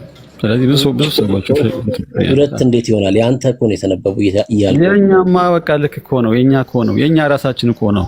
አሁን አንተ ወንጌል ውስጥ ነው ያለው እኮ አለኝ ዳንዬ ምን አለ መሰለኝ የእናንተ 2000 ላይ ነው እንደዛ የሚለው ሲነግረኝ እኮ የእናንተ ወንጌል ውስጥ ኦርቶዶክስ ተዋህዶ የተቀበለችው ራሷ ያተመችው ነገር እኮ ነው። ይሄ እኮ የኛ ወንጌል ደግሞ አለኝና እኮ ነው ዳንዬ። ያው እሱ መስክሮልሃል ሲከፍተው ወንጌሉ ፍጹም ተቃራኒ ነው። አንተ ግን ስትነግረኝ ሲተረጎም ይኸው ለመሳይ አሁን ስለዚህ እናንተ ጋር ነው ያለው ውሸቱ ልክ ያለው ነው እናንተ ጋር ነው ያለው እንደማለት እኮ ነው ብሩኬ። ኦርቶዶክስ ጋር ፕሮቴስታንት ጋር ነው እንጂ እጁ ላይ እኮ ነው ያለው። እኔ ጋር ያለው እንደዛ ነው የሚለው እኮ እኔ ጋር ያለው እኮ አንተ የጠቀስከው ጥቅስ እኮ ነው ያለው። እሺ አንተ ጋር ያለው ስንት ዓመተ ምህረት የታተመው ነው? እሺ በጣም ቀላል እኮ ነው። እኔ ጋር ስለሆነ እኔ በአፕሊኬሽኑ 81ን ያወረድኩት እዛ ላይ ነው አንብቤ እንትን ያልኩት። እሺ 1954ቱ ማለት ነው አንተ ጋር ያለው ምናልባት በጃንሆይ ጊዜ ታተመው ማለት ነው። እንትኑን አላየሁትም በእርግጥ ባልሳሳት ያው 81 ከሆነ እንደዛ ነገር ይመስላል። ተመረጡ 1954 አይደል? እሱን የኢትዮጵያ ኦርቶዶክስ ደግሞ ይኸውልህ በ2000 ዓመተ ምህረት ራሷ ያሳተመችው መጽሐፍ አላት በራሷ ተረጓጎም ስልት ማለት ነው። እና እሱ ላይ ተቀይሯል ሐሳቡ ማለት ስታነበው የተቀየረ ነው፣ ግን መልእክቱ የተቀየረ ማለት አይደለም። የሚይዘው ሐሳብ ከዚህ አሁን ከምናነበው የተለየ አይደለም። እሱን ያነበበልህ ያ ማለት ግን እኛ ሁለት አይነት ወንጌል አለን ማለት አይደለም። ያንተና የቀደመው እናንተ ያዘጋጃችሁት 2000 እና የቀደመው ትርጉም ነው የተነበበልህ ማለት ነው። ሳይሺ እንግዲህ አይ ምን አለ መሰለህ እኔ ጋር ያለው ወንጌል ማንም ሰው ይቀበለዋል፣ ሁሉም ሰው ይቀበሉታል። ፕሮቴስታንቶችም እዚህ ሳይሆን ሌላ ቦታ ሲቀበሉ ስለነበረ አጋጣሚ እንደዚህ ላድርግልህ። ችግር የለውም በቃ አይነለፈው። ገላትያ 4:19 እስኪ አንብበው መሰለኝ። አንብብልኝ። ምናልባት እኔ አፕሊኬሽኑ ስለሆነ ወደ ውስጥ ከተገባው እንትኑን እወጣለሁ ብዬ ስላሰብኩኝ። እሺ እንደዚህ ይላል። ልጆች ሆይ ክርስቶስ በእናንተ እስኪሳል ድረስ ዳግመኛ ስለእናንተ ምጥ ይዘኛል አለ። ክርስቶስ በማን እስኪሳል ድረስ ነው የሚለው? ኦኬ ክርስቶስ በእናንተ እስኪሳል ማለት ምን ማለት ነው? እስኪሳል ድረስ ያው ምናልባት እንግዲህ ቃል በቃል ኮሰር ነው። አንዳንድ ጊዜ በአይምሯችን የምንስለው የሚቃረጽብን ነገር ይኖራል ብዬ አስባለሁ። ምናልባት እዚህ ላይ ብዙ እንትን ባለ 3:1 ላይ ከተናገረው ጋር ልዩነት አለው። እዚህ ጋር የተናገረው ጳውሎስ አይ ብዙ ልዩነት የለውም። ስለ ስዕል እያወራ አይደለም ማለት ነው አይደል?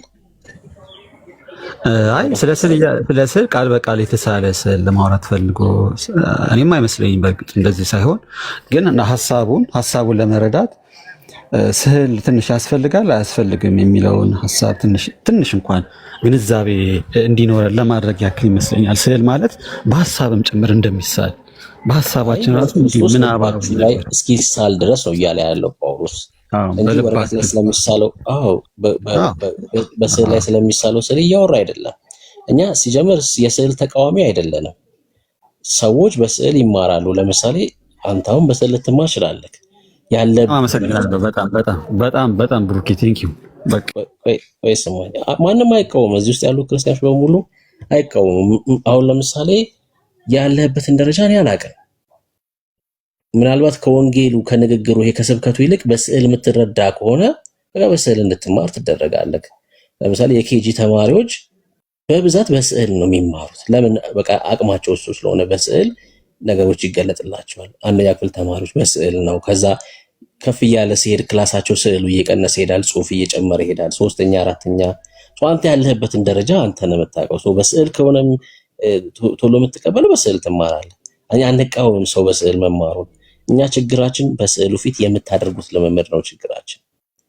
በስዕሉ ፊት ስትሰግድ፣ በስዕሉ ፊት ስታጥን፣ በስዕሉ ፊት መጸለይ ስትጀምር ነው የኛ ጥያቄ የሚነሳው እንጂ ለምን ሳልክ ለምን በስዕል አስተማርክ እኮ እኛ እንደዛ አይነት ነገር አንስተንም አናውቅም። በጭራሽ አንስተን አናውቅም። ልምምዱ ግን ጣዖት አምልኮት ያደርገዋል።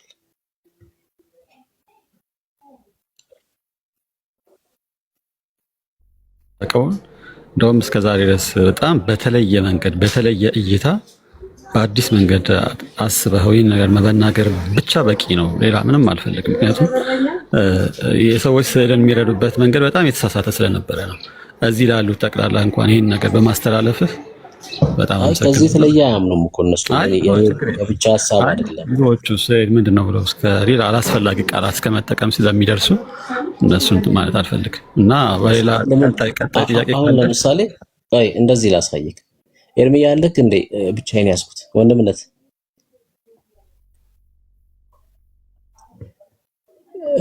የናሱን እባብ ማን ነው እንዲሰራ ያዘዘው መሳይ?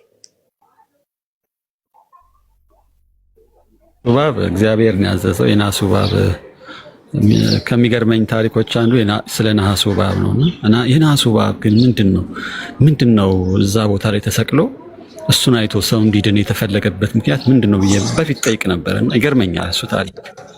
ኦኬ እግዚአብሔር ነው ያዘዘው። የነሐሱ እባብ እሺ፣ የነሐሱ እባብ ጣዖት ነው።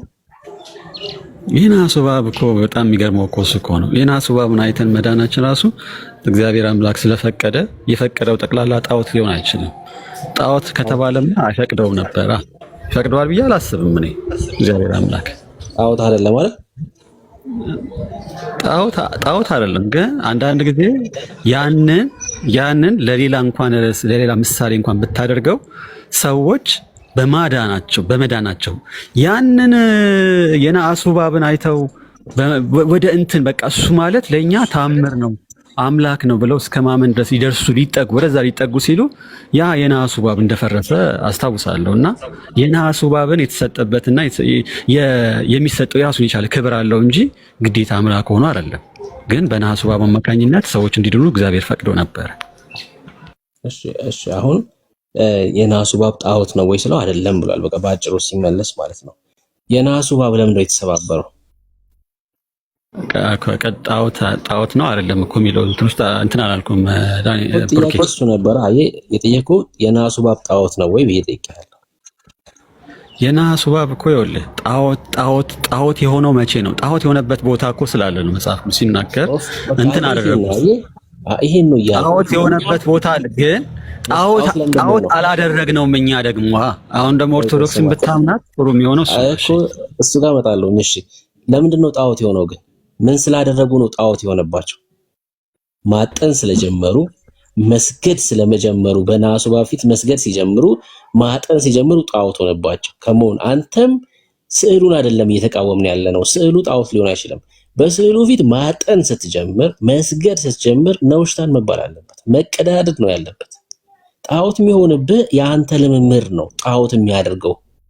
አየህ የናሱ እባብ በራሱ ጣዖት ሊሆን አይችልም።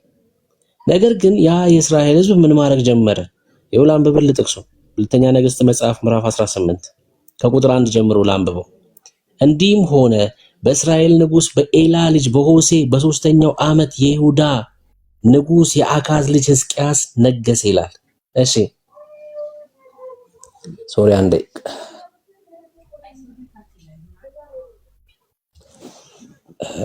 ስታካረግ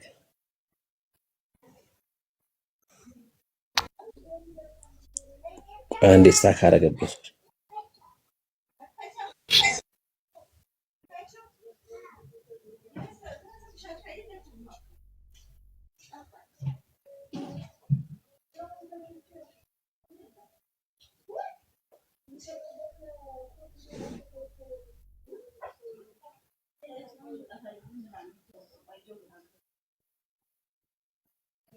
እሺ መንገስ በጀመረ ጊዜ የ25 ዓመት ጎረምሳ ነበር።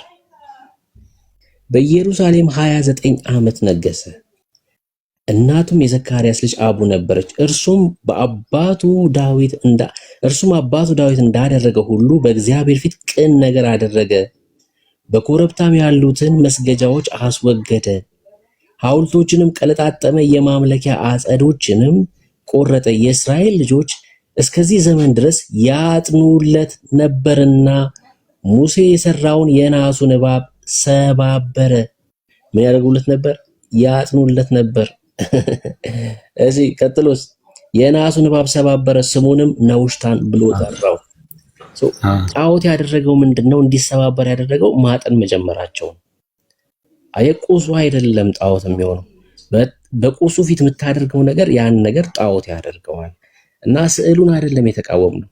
በስዕሉ ፊት የምታደርጉት ልምምድ ግን ምን ያደርገዋል? ጣዖት ያደርገዋል። ለዛ ነው እኔ አውጣችሁ ጣዖት ጀምረው ማለት ነው ባለው። እሺ በቃ ጥሩ ነው። በቃ የመጨረሻ ነገር ልለፍና እንትን እውነት ለመናገር ከሆነ የናሱ እባብ በቃ ትልቅ ማሳያ ነው ብዬ አስባለሁ። ቅድምም ስለው የነበረው ይሄን ስለሆነ ማለት ነው። ምክንያቱም እኔም ራሱ ደስ አይለኝም አንድን የፍጡር ያልሆነ ነገር ስዕልም ሊሆን ይችላል ወደ ጣዖት አምልኮ ተቀይሮ ስግደትና የሆነ በቃ የማይገባ ነገር ሲደረግ እኔም ብዙም ውስጤ ይሰማኛል። ጥሩ መልካም ስላልሆነ ብዬ ነው። ግን አክብሮትና ጸጋው እንዳለ ሆኖ እሱ ውስጥ መግባት አልፈልግም። የናሱ እባብ ትልቁ ማሳያ ሊሆን የሚችለው እዚህ ጋር የናሱ እባብ በማየት ብቻ እንደዚህ በመመልከት ብቻ ክብር በመስጠት ብቻ የዳኑትን አንደኛውን ማሰብ ከቻልን በቂ ነው ብዬ አስባለሁ። አንዳንድ ጊዜ ደግሞ ታውቃለህ አይደል? ምሳሌነት እግዚአብሔር ይስጥ። ምሳሌነት የጌታችን ነው።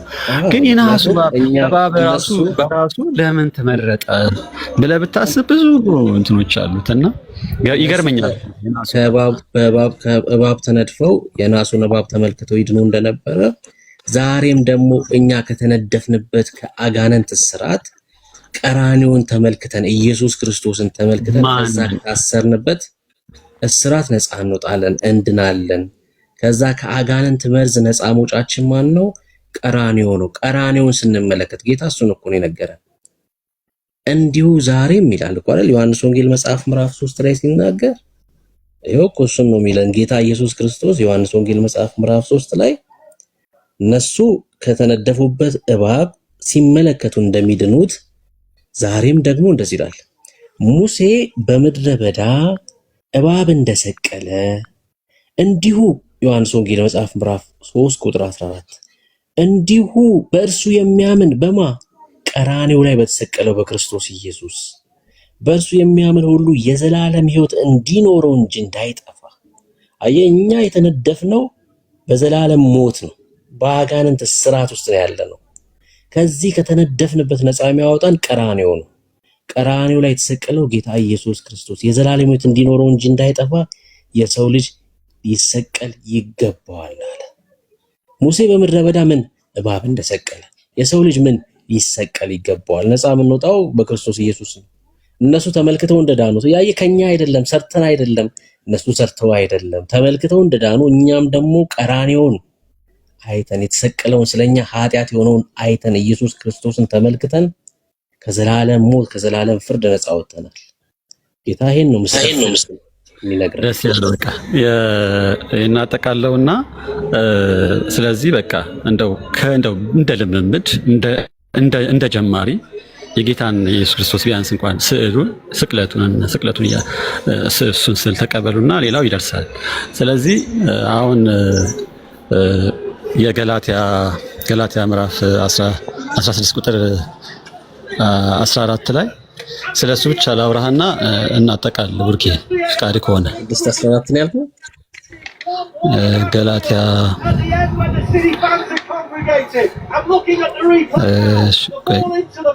ገላትያ 6:14 ላይ እናውራና በቃ ይበቃናል። እሺ ምንድነው? ስለ ክርስቶስ መስቀል ያወራል አይደል? እስቲ አንብበውና እኔ ላንብብልህ። እሺ ላውጣ።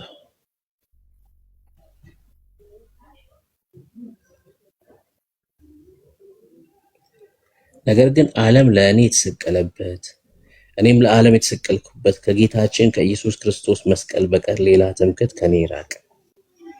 አሜን። በመስቀል ትመካለህ ወይስ አትመካም? ቡርኬ በማን መስቀል? በኢየሱስ ክርስቶስ መስቀል። አዎ እንዴ በደንብ ነው እንጂ የክርስቶስ መስቀልማ ትምክህቴ ነው።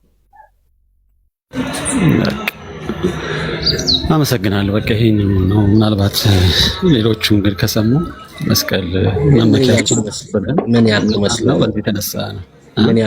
ምን ብዬ መለስኩልህ መስሎ ነው? አሁን መስቀል በክርስቶስ መስቀል እመካለሁ ስል ምን ያልኩ መስሎ ነው? አሁን ያንተ እንትን ተረድቻለሁ። አንተ ወደ ጣዖት አምልኮና አላስፈላጊ እንትን ውስጥ ከተህ ሳይሆን ክብር ለሚገባው በክብር በመስጠት ያህል እንደሆነ በወንጌሉ መሰረት እየሄድክልኝ እንደሆነ አምናለሁ። ግን ወንጌሉ ደግሞ መስቀል ማለት የትኛው መስቀል?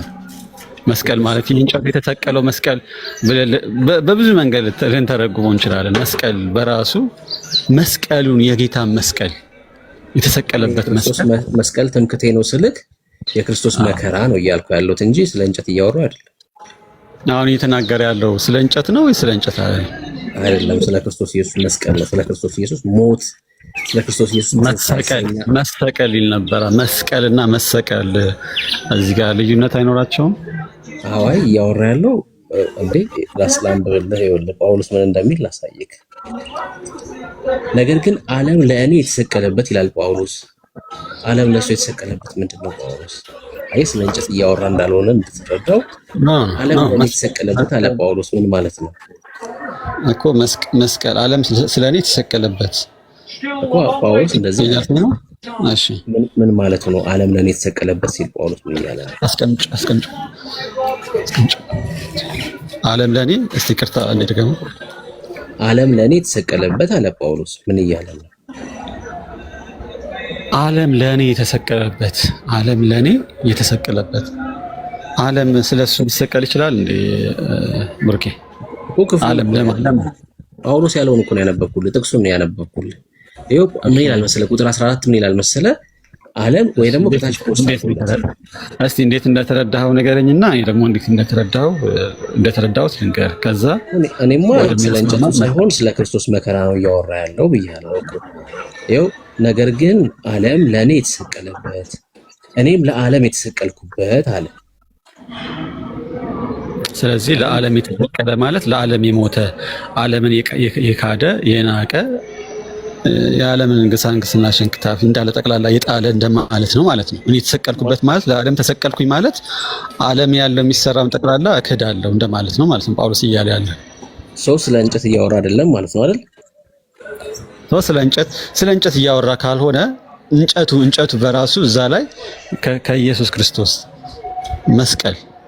መስቀል በቀር ትምክህት ከኔ ይራቅ ማለቱ በራሱ እንደዛ ከተረዳኸው ለምን መስቀል አለ? መስቀል ስለምን ማለት አስፈለገ? ይሄው እኮ ከላይ እኮ የሆነ እኔ ለዓለም የተሰቀልኩበት እያለ ነው እኮ ጳውሎስ። እኔ ለዓለም የተሰቀልኩበት ሲል ጳውሎስ ስለ እንጨት እያወራ ነው ያለው። እንጨት ላይ ተሰቅሏል እንዴ ጳውሎስ? ኖ አይ አሁን እኛ የእንጨቱን እንጨት አይደለም የሚለውን ሐሳብ ለማንሳት ፈልጌ አይደለም። ግን ሐሳቤን አንደኛ አንተ ጋር ያለ የገላትያ ሐሳብ እኔ ጋር ካለው ጋር ልክ ነው የሚለውን ለማሳወቅ ብዬ ነው። እሱን አረጋግጫለሁ። ሁለተኛ ደግሞ ስለ መስቀሉ ነው።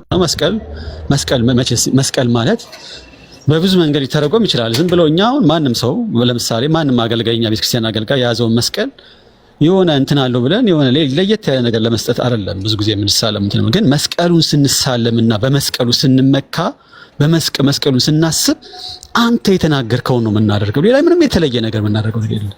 በቃ አሁን ስትነግረኝ ከመስቀሉ ባሻገር ያለውን ጌታን ነው የምናስበው። ከመስቀሉ ባሻገር የተሰቀለውን የፈሰሰውን ቅዱስ ክቡር ደሙና ቅዱስ ስጋውን ነው የምናስበው። ሌላ ምንም ነገር የለም። መስቀሉ ለኛ እኮ የተረገመ እንጨት እኮ ነው። ከየሆነ ጊዜ ዓመታት በፊት ከጌታ ከመምጣቱ በፊት እኮ የዛሬ የሚሰቀሉ ሰዎች የተረገሙ ናቸው ነው የሚለው። ግን ጌታ መጣና እንጨቱ የተረገመ አይደለም። ሲጀምር እንጨቱ እንደዛ ይላል መጽሐፍ ቅዱስ፣ እንደዛ ይላል አይደለም። እንጨቱ የተረገመ አይደለም። በእንጨት ላይ የሚሰቀል ተክሳላ እኔ ላወጣልህ እችላለሁ። እንጨቱ የተረገመ ነው ሳይሆን የሚለው በእንጨት መስቀል ላይ የሚሰቀል ሁሉ የተረገመ ነው ብሎ እኮ መጽሐፍ ቅዱስ ሲመጣ እኮ ታዲያ አልቀየረውም እኮ ኢየሱስ ራሱ እኮ ስለኛ እኮ ነው እርግማን የሆነው። ኢየሱስ ሲመጣ አልቀየረውም እኮ። ገላትያ መጽሐፍ ምዕራፍ 3 ላይ የሚናገረው ከሕግ እርግማን ሊዋጀን እርሱ ራሱ ምን ሆነ ይላል። ኢየሱስ እኮ ስለኛ እኮ ያልከፈለው የለም በኢየሱስ። ይሄው እንደዚህ ይላል፣ በእንጨት የሚሰቀል ሁሉ እንጨቱ አይደለም የተረገመ የሚባለው በእንጨት ላይ የተሰቀለ ሁሉ ዘዳግም መጽሐፍ ላይ ቃል ተጽፏል። እሺ የተረገመ ነው ተብሎ ተጽፏልና ክርስቶስ ስለኛ እርግማን ሆኖ። ሃሌሉያ! ምን አይነት አባት ነው ኢየሱስ! ክርስቶስ ስለኛ እርግማን ሆኖ ከሕግ እርግማን ዋጀን እኛን። ክርስቶስ ኢየሱስ ስለኛ እርግማን ሆኖ ክርስቶስ ከተሰቀለበት በኋላ እርግማን መሆኑ ቀረ አይልም መጽሐፍ ቅዱስ፣ አይልም እንደዛ አይልም። እሺ አይ በቃ ችግር የለውም። አይ በዚህ ጉዳይ ሌላ ዘዳግም መጽሐፍ ምዕራፍ 21 ላይ ሲናገር በእንጨት ላይ የተሰቀለ በእግዚአብሔር ዘንድ የተረገመ ነውና ይላል። ይኸውልህ ዘዳግም መጽሐፍ ምዕራፍ 21 ቁጥር 23 ላይ ማለት ነው። እርግማን ነው ጌታ ኢየሱስ ክርስቶስ የዋጀ እሱ በአዲስ ኪዳን ተሽሯል። አሁን በእንጨት መስቀል ላይ የሚሰቀል አሁን እርጉም ነው ብሎ ማሰብ ይቻላል? ብሩኬ ተው፣ እንደዚህማ የለም። አሁን ላይ የሚሰቀል እንጨት ላይ የሚሰቀል እኮ ሕጉን ቃል በቃል እየወሰድከው ከሆነ እንጨት እርጉም ነው እያልከኝ እኮ ነው ያለው እዚህ ጋር ቃል በቃል ከወሰድከው። ስለዚህ ቃል በቃል ከወሰድ ነው ሰውንም ጭምር ወደዚህ አምጥተን የተሰቀለውንም ጭምር እርጉም ነው ልንል ነው ማለት ነው። እንደዛ በእንጨት የተሰቀለ እርጉም ነው ይላል እኮ። አሁን በሕግ ውስጥ ስላሉ ሰዎች እኮ ይሄ ሕግ ይሰራል እኮ እስካሁን። ለእነሱ እኮ አዲስ ኪዳን አልሆነላቸውም። አየህ፣ ለእኛ ነው ኢየሱስን ስለተቀበልን አዲሱ ኪዳን የሆነልን ወንድም ማለት ነው። ስለዚህ በሕጉ ስር ነው ያሉት። ይሄንን ነው ለኛ አዲስ ኪዳን ለተቀበልን ግን መስቀሉ በኢየሱስ ክርስቶስ አማካኝነት ወደ ከርግማን ወደ በረከት ወደ ህይወት የመጣንበት ስለሆነ የተሰቀለበት ስለሆነ ክብር ልንሰጠው ይገባል ማለት ነው። መስቀል በራሱ የተሰቀለው እንጨቱን አይደለም፣ እኛ ከእንጨቱ ባሻገር ያለው ነገር እንድናስብ ነው። ይሄን ይመስላል። በጣም ደስ የሚል እኔ በጣም ደስ ብሎኛል እንደዚህ ስለተወያየ። ሌላ መጨመረው ነገር የለም።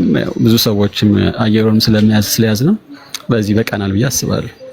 ኦኬ፣ ሌላ የምጠይቀኝ ጥያቄ ከሌለ አጭ አይ በቃ እኔ እንደዚህ ከቁስ ላይ ራስን ብታነሳ መልካም ነው ብዬ ነው የማምነው። ምክንያቱም አይንን ከቁስ ላይ አንሳ፣ ኢየሱስ ይበልጣል። በቃ ከቁስ ኢየሱስ ይበልጣል። ትኩረትን ቁሶች ላይ አታድርግ።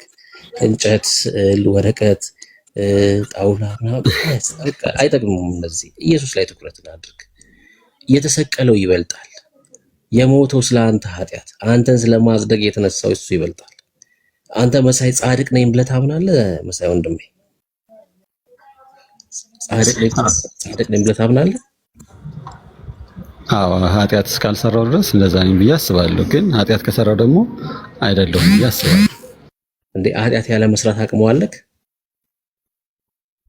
እሱን እኮ ነው የምልህ። ኃጢአት ያለ መስራት አቅሙ የለንም፣ ደካሞች ስለሆነ ጻድቅ ነህ። ታዲያ እንደዛ ከሆነ ጻድቅ ነህ። እንደዛ ከሆነ ደግሞ ምን ያስፈልገኛል? የጽድቅ ስራ ያስፈልገኛል፣ መልካም ስራ ያስፈልገኛል። ጻድቅ ነህ ወይ? አሁን በሰዓት ጻድቅ ነህ? አሁን መቼስ ጠዋት ነው። እስካሁን ድረስ ምንም የሰራው ስራ ስለሌለ ጻድቅ ነኝ ብዬ አስባለሁ። ምንም የሰራው ስለሌለ ከሰዓት ምናምን ስለምትወጣ የሆነ ነገር ሊፈጠር ስለሚችል ጽድቅ ይጠፋል ማለት ነው። ከመሆን በቃ ከእንደዚህ አይነት ነገር እንድትወጣ ነው ምኞቴ። በእውነት ነው መለመሳይ እንድታመልጥ ነው። ይኸውልህ እኛ ከሰዓት ሆነ ጠዋት፣ ሌሊት ሆነ እኩለ ቀን ልዩነት የለም። በቃ ጻድቃኖች ነን። ክብር ለኢየሱስ ይሁን። ጻድቃኖች ነን። ኢየሱስ ከዚህ አይነት ስርዓት ነው የፈታን። በቃ ከዚህ ስርዓት እኮ ነው ነፃ ያወጣን ኢየሱስ። ስለ ጽድቅ ስናወራ ስለ እኛ ማንነት ትዝ አይለንም። ደሙን ነው፣ ስለ ደሙ ነው የምንመሰክረው። ኢየሱስን ነው ከፍ የምናደርገው። የአዳንን ጌታ ነው የምንጠራው። እኛ ስለ ጽድቅ ስናወራ የኛን ማንነት የኛን አቅም አንመለከትም። መሳይ ምን ትርጉም አለው? ኦርቶዶክስ መሆን ረጅም ዓመት ማስቆጠር በኦርቶዶክስ ቤት ምናምን ራሷ ኦርቶዶክስ ረጅም ዓመት ማስቆጠሯ ለአንተ እረፍት እስካልሰጠ ድረስ ምን ትርጉም አለው? ለዛ ነው ኢየሱስ ላይ ትኩረት አድርግ ምልክ። ኢየሱስ ያዳነው ሰው ከቁስ ላይ አይኑን ያነሳል። በቃ ያዳነው ጌታ ላይ ነው አይኑን የሚያደርገው። በእውነት ነው ምልክ። የእግዚአብሔር መንፈስ ምስክርነት ያስፈልጋል። ማምለጥ መቻል አለብህ። የእግዚአብሔር ልጅ የሆነ ሰው ስለ ጽድቅ ሲወራ ፍራቻ የለውም። ራሱን አይመለከትም በጽድቅ ውስጥ እንጂ እኔ ኃጢአት ስሰራ ጻድቅ፣ ኃጢአት ሳልሰራ ጻድቅ፣ ኃጢአት ስሰራ እርኩስ ምናምን እንደዚህ አይነት ህይወት የለም በክርስትና ውስጥ። የክርስቶስ ደም ትምክታችን ነው። በክርስቶስ ኢየሱስ በመሆን ካለበት ስፍራ እንድታመልጥ ጥሪ ነው። እሺ ወንድም አለ።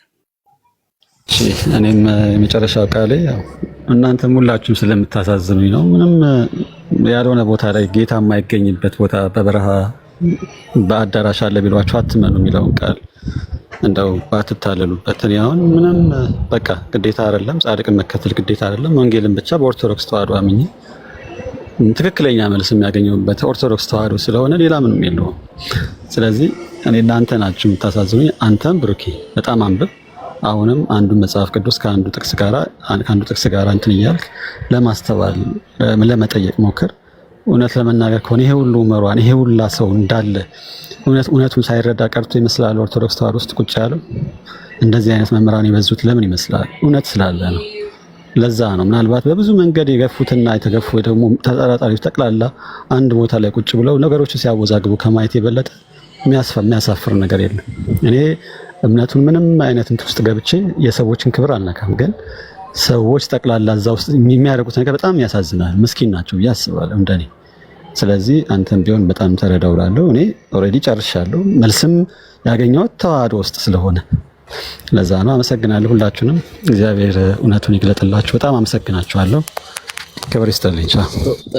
ጥሪ ግን ወደ ኦርቶዶክስ እንድመጣ ነው አይደል መሳይ? አዎ ወደ ኦርቶዶክስ ውስጥ ነው እውነተኛው ጌታ ስላለ እኮ ነው እዛ መድኃኒዓለም ያለው እውነተኛው ኦርቶዶክስ ውስጥ መጣ ኦርቶዶክሱም ያለው ከዛሬ ጀምሮ ከዛ ምን አገኛለሁ ንገረኝ። እሺ እሱ በቃ እሺ ከዛሬ ጀምሮ ኦርቶዶክስ ነኝ። ምንድነው ኦርቶዶክስ ሆነ ማገኘው ንገረኝ። ሌላ ምንም እንትነት አንተ የምትወደው እንዲህ የምትሰብክለት እንዲህ ከበቃ ጉሮሮ እስኪደርቅ ድረስ እንደው ስለ ጌታ የምመሰክርለት እውነተኛው ጌታ ያለው ኦርቶዶክስ ተዋህዶ ውስጥ። ምክንያቱም ሁለት ሃይማኖት ውስጥ አይገኝም። ምክንያቱም አንዳንድ ጊዜ እውነተኛውን ኢየሱስ አገኘሁኝ። እሺ ኦርቶዶክስ ጋር መጥቼ ወደድንም ጠላንም አንድ ሃይማኖት ምን አገኛለሁ? አሁን ለምሳሌ አንተ ብሩኬ ወደድንም ጠላንም አንድ ሃይማኖት እንደሚድን ታውቃለህ ወይ? ፕሮቴስታንት እምነት ነው የሚድነው ወይ ኦርቶዶክስ ተዋህዶ ነው የሚድነው? ለምን መሰለህ? ሁለቱም እምነት ሁለቱም ልክ ነው ብሎ የሚቀበል ጌታ የለም። እግዚአብሔር አምላክ አንድ ነው። አሁን ተው ስለ ፕሮቴስታንት ተው ስለ ጴንጤው ተውና እኔ ኦርቶዶክስ ሆንኩኝ አልኩኝ እኮ ጥሪን ተቀበልኩኝ መጣሁኝ። እውነተኛው ኢየሱስ አለ አልከኝ። እሺ ያገኘሁት እውነተኛውን ኢየሱስ ምን አገኛለሁ? ከዛ ንገረኝ። እሱን እውነተኛውን ኢየሱስ ማግኘቴ ወደ ኦርቶዶክስ መምጣቴ ምንድነው የሚያስገኝልኝ? እሱን እንድትነግረኝ ነው። አንደኛው የመጀመሪያው ነገር እውነተኛውን በመቀበል የዘላለም ሕይወት አለ። ከዛ በኋላ ያው የጻድቅን እንትን መቀበል በእነሱ መዘከር ምናምን ሳይሆን ባልከው አንተ በምታምነው ወንጌል ብቻ መሄድ። ቤተክርስቲያን ራሱን የቻለ ወንጌል ስለሆነች በዛ መንገድ መመራት፣ ከዛ የመዳንን ተስፋ ማግኘት የመዳንን ሕይወት ማግኘት ነው። ሌላ ምንም የለውም። እሺ ወደ ኦርቶዶክስ ስመጣ እውነተኛውን ኢየሱስ አግኝቼ የዘላለም ሕይወት አገኛለሁ። አንተ እውነተኛውን ኢየሱስ አግኝተሃል አይደለ? በኦርቶዶክስ አይደል? መሳይ ወንድም አለ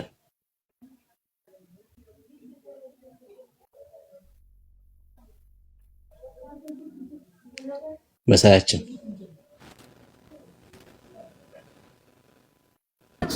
መጣ። እሺ አንተ በኦርቶዶክስ እውነተኛውን ኢየሱስ አግኝተሃል አይደል? አዎ እውነተኛው ጌታ ያለው እዛ። እሺ የዘላለም ሕይወት አለ ካንተ?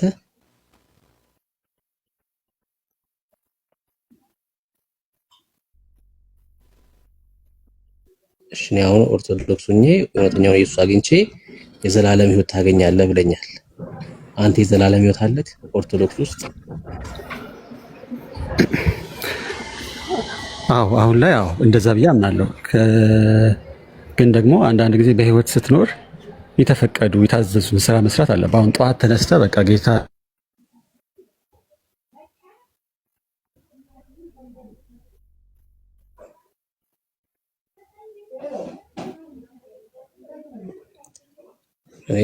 ጠዋት ብቻ ነው የዘላለም ሕይወት አለህ የምትለኝ ከሆነ አልመጣም።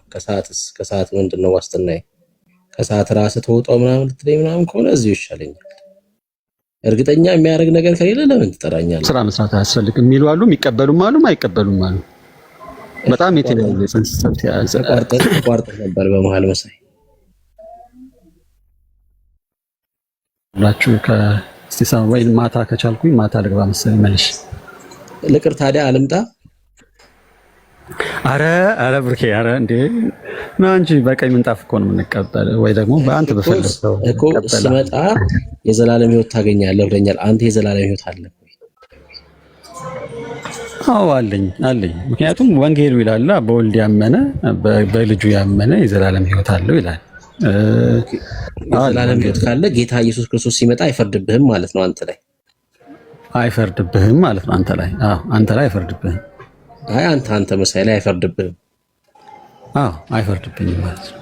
ያው ማለት በስራ ከተጠየቅም ማለት ነው እኮ እስካሁኗ ሰዓት ካሁን በኋላ ላለው ግን የምሰራው ስራ ኃጢአት ከሆነ ለምሳሌ የስጋ ፈቃዳት የሚባሉ አሉ የተዘረዘሩ የመንፈስ ፍሬ ነው። የስጋ ፍሬ የዘላለም ሕይወት ያለው ሰው እኮ አይጠየቅም ማለት እኮ ነው። በፍርድ አይጠየቅም። በስካር በዝሙትና በማመንዘር የሆነ አላስፈላጊ ስርቆ የሚበድል ከሆነ ለምን ትእዛዛቱን የሚጥስ ከሆነ እንዴት ነው በዚህ ኃጢአቱ የማይጠየቀው? ይጠየቃል እንጂ ይፈርድብሃል ጌታ ሲመጣ። ስለዳነ ዝሙትና ኃጢአት ቢሰርቅ ሰው ቢገል ይጸድቃል ማለት ነው? አይጸድቅም። ስላመነ ብቻ አይጸድቅም እኮ አትጸድቅም ማለት ነው። መሳንት እኮ ይሄን ካደረኩኝ ማለት ነው በሰው በምድር እስካለ ድረስ በቆይታው እድሜ የሚወሰን ይሆናል ማለት ነው እኮ። አታውቅም ማለት ነው። ጌታ ሲመጣ ወይ ይፈርድብሃል ወይ አይፈርድብህም። እስካሁኗ ሰዓት ያለችውን ደቂቃ ብቻ ነው የማውቀው። አሁን ከሰዓታት በኋላ የሚፈጠረው ነገር ላውቅ አልችልም። ቀጣይ ምን እንደሚመጣ አሁን የሆነ ሰዓት ምን እንደሚፈጠር ጌታ ሲመጣ ምን እንደሚፈርድብኝ አላውቅም ነው። በቃ እስካሁኗ ሰዓት ተዘጋጅታችሁ ኖሩ ስለሚል ሰው ተዘጋጅቶ እስካለ ድረስ ካለ እሰየው ይጸድቃል፣ ይድናል ብዬ አምናለሁ። ግን አንተ እርግጠኛ ሳትሆንማ አልመጣም እንዴ? ልታስበላኝ ነው?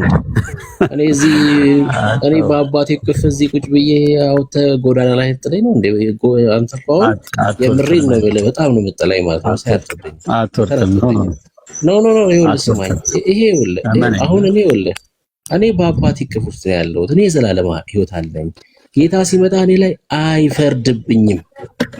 እንዴ በክርስቶስ ኢየሱስ ያመለጥኩ ሰው ነኝ። እኔ የዘላለም ሕይወት ያለኝ ይኸው በአባቴ እቅፍ ውስጥ ነው ያለሁት። አሁን አንተ ጎዳናው ተለጥለኝ እኮ ነው መሳይ። አንተ እርግጠኛ ያልሆንክበት ስፍራ ና ብለኸኝ እንዴ እኮ በጣም እኮ ይሄ ጥላቻ ነው። እኔ ግን እርግጠኛ ወደሆንኩበት ቦታ ነው የምጠራህ። እኔ ስጠራህ ካየህ በክርስቶስ ኢየሱስ ስታምን የዘላለም ሕይወት አለ። እኔ በኋላ ነገ ምናምን የሚሆነውን አላውቅም ብዬ አይደለም የምነግርህ፣ እርግጠኛ ሆኜ ነው የምነግርህ። አትዝለለዋ፣ አትሽሸው እንጂ ቅድም ምንድን ነው ያልኩት? ሲጠየቅ አንተ አንድ ሰው እኮ ሌላ ሰው ምሳሌ ለመጥቀስ ሳይሆን አንድ ሰው አመነሽ፣ በእናንተ ፕሮቴስታንት ሆኖ አመነ፣ ዳነ፣ የዘላለም ሕይወት አግኝተዋል ካላችሁ የሚሰራው ስራ ሰው እያሰቃየ ሰው እየገደለና እየሰረቀ የሚኖር ከሆነ ስላመነ ብቻ ይድናል ወይ ነው? አይድንም። እንደዛ የሚለው ወንጌል የለም እያልኩ እኮ ነው። እሱን ተረዳኝ ነው እኮ የምልህ። አንድ ሰው ኦርቶዶክሳዊ ሆኖ እያሰቃየ እየገደለ ሊኖር ይችላል። ሙስሊም ሆኖ እያሰቃየ እየገደለ ሊኖር ይችላል። ክርስቲያን ግን በክርስቶስ ኢየሱስ ያመነ እያሰቃየና እየገደለ አይኖርም። ምክንያቱም ሰዎችን ሁሉ የሚያድን የእግዚአብሔር ጸጋ ተገልጧል ይልና ይህም ጸጋ ዓለማዊ ምኞትን ኃጢአትን የሚያስክድ እንደሆነ የእግዚአብሔር ቃል ይናገራል። አየህ እኛ የእግዚአብሔር ልጆች ነን። ስንድን የሚያግዘን የእግዚአብሔር ጸጋ አለ እንዴ? አንተ ምን ሆነ ነው በጥፊ መማታት መሰለህ እንዴ ሰው መግደል? እኛ ከኃጢአት እንድንርቅ የሚያደርግ የእግዚአብሔር ጸጋ አለ። ዮሐንስ እኮ በመልእክቱ ሲናገር ዲያብሎስ ኃጢአትን ያደርጋል ይልና የዲያብሎስን ስራ እንዲያፈርስ የእግዚአብሔር ልጅ ተገለጠ ይላል። ከእግዚአብሔር የተወለደ ሁሉ ኃጢአትን አያደርግም ይልና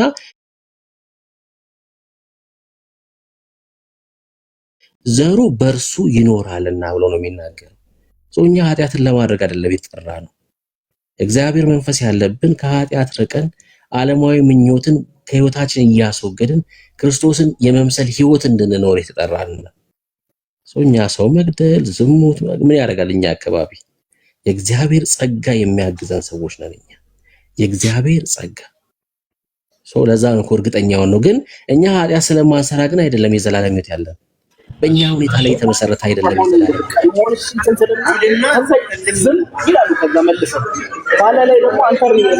ሕይወት ገብታል። ያኔ ጀምረህ ምን አደረከው ይላል። እሺ ምን አለ መሰለህ፣ በቃ የመጨረሻ እንትን እንዳይሆን ሰዎች ኦርቶዶክሶች ካሉ ገቡና ቢተኩ ደስ ይለኛል። ግን አሁን አልከኝ እኮ በቃ እንደዛ ማለት እኛ ኃጢአትን አንሰራ ማለት አይደለም። ኃጢአት የሚዘሙት የሚጠጣ ሰው አለ፣ ፕሮቴስታንት ውስጥ አለ፣ አንካካድም። እውነት ነው፣ በቃ እውነት ነው። የሚዘሙትም አለ። አላስፈላጊ ነገሮች የምሰማው ነገር አለ፣ ግን እሱን ማውራት አልፈልግም። እነሱ ራሳቸው ይጠየቁበታል። ስለዚህ ማንም ሰው በወንጌል ውስጥ እስካለ ድረስ የሚፈጽመው ስራ ኃጢአት እስከሆነ ድረስ በኃጢአትነቱ ይጠየቃል። ከተጠየቀ ደግሞ ክብሩን አይወርስም ማለት ነው እያልኩ ያለሁት። መቼስ ግልጽ ነው። አንተም መልሰህ ለእኔ ሪፒት አድርገኸዋል። ስለዚህ እኛ አሁን እያልኩ ያለሁት ሰው ካመነ ከጸደቀ በኋላ ጥሩ ነው፣ መልካም ነው። በዛው ከቀጠለና ህይወቱ ካለፈ እኮ ክብሩን ይወርሳል እንላለን። ግን ደግሞ በምድር ሳለ ደግሞ ግፍ ሊሰራ የሆነ ነገር ሊሰራ ራሱን ሊያረክስ ይችላል። በርኩሰት ቦታ ሄዶ ራሱን ካረከሰ ያ ሰው በረከሰው ልክ ረክሷል። ከረከሰ ደግሞ ንጹህ ካልሆነ ሰው ጋር ደግሞ ፈጣሪ እግዚአብሔር ሊኖር አይችልም። ስለዚህ እያልኩ ያለሁት የሰው ልጅ በቀን የሚገጥመው ፈተናዎች ካሉ እነሱን ካለፈ በእግዚአብሔር ጸጋ ካለፈ ሰየው። ግን ሁሉም እናንተ ጋር ያሉት ጌታን የተቀበለ ሁሉ ኃጢአት አይሰራም ማለት አይደለም። ሊሰራ ይችላል። ከሰራ ደግሞ እንደ ስርዓቱ እንደመጠኑ ቤተክርስቲያን የምታዘው ነገሮች አሉ፣ እነሱ ሊፈጽም ይችላል። ከዛ መልሶ እንደገና ኃጢአተኛ የነበረው ጻድቅ የመሆን እድሉ ሰፊ ነው ብዬ አስባለሁ። ስለዚህ በዚህ ብንተማመን ደስ ይለኛል ብሩኬ። እና ጌታ የምትቀበለው እዛ ሳይሆን እውነተኛው ጌታ ያለው እዚህ ነው ብዬ አስባለሁ። ኦርቶዶክስ ተዋህዶ ውስጥ ነው። ስለዚህ የሚያጨናንቅ ብዙ ጥያቄዎች ይኖራሉ በህሊና ውስጥ የሚፈጠሩ፣ እነሱን ተዋቸው። ግዴታ እነሱን እንትን ተቀበል የሚል የለም። ስለዚህ ጌታን ብቻ ፈልግ፣ እውነተኛውን አዳኙን ፈልግ እላለሁ። በጣም አመሰግናለሁ። በቃ ከተሰማ ሌላ ጊዜ እንገናኛለን። መልካም ቀን ለሁላችሁ። እሺ ተባረክ።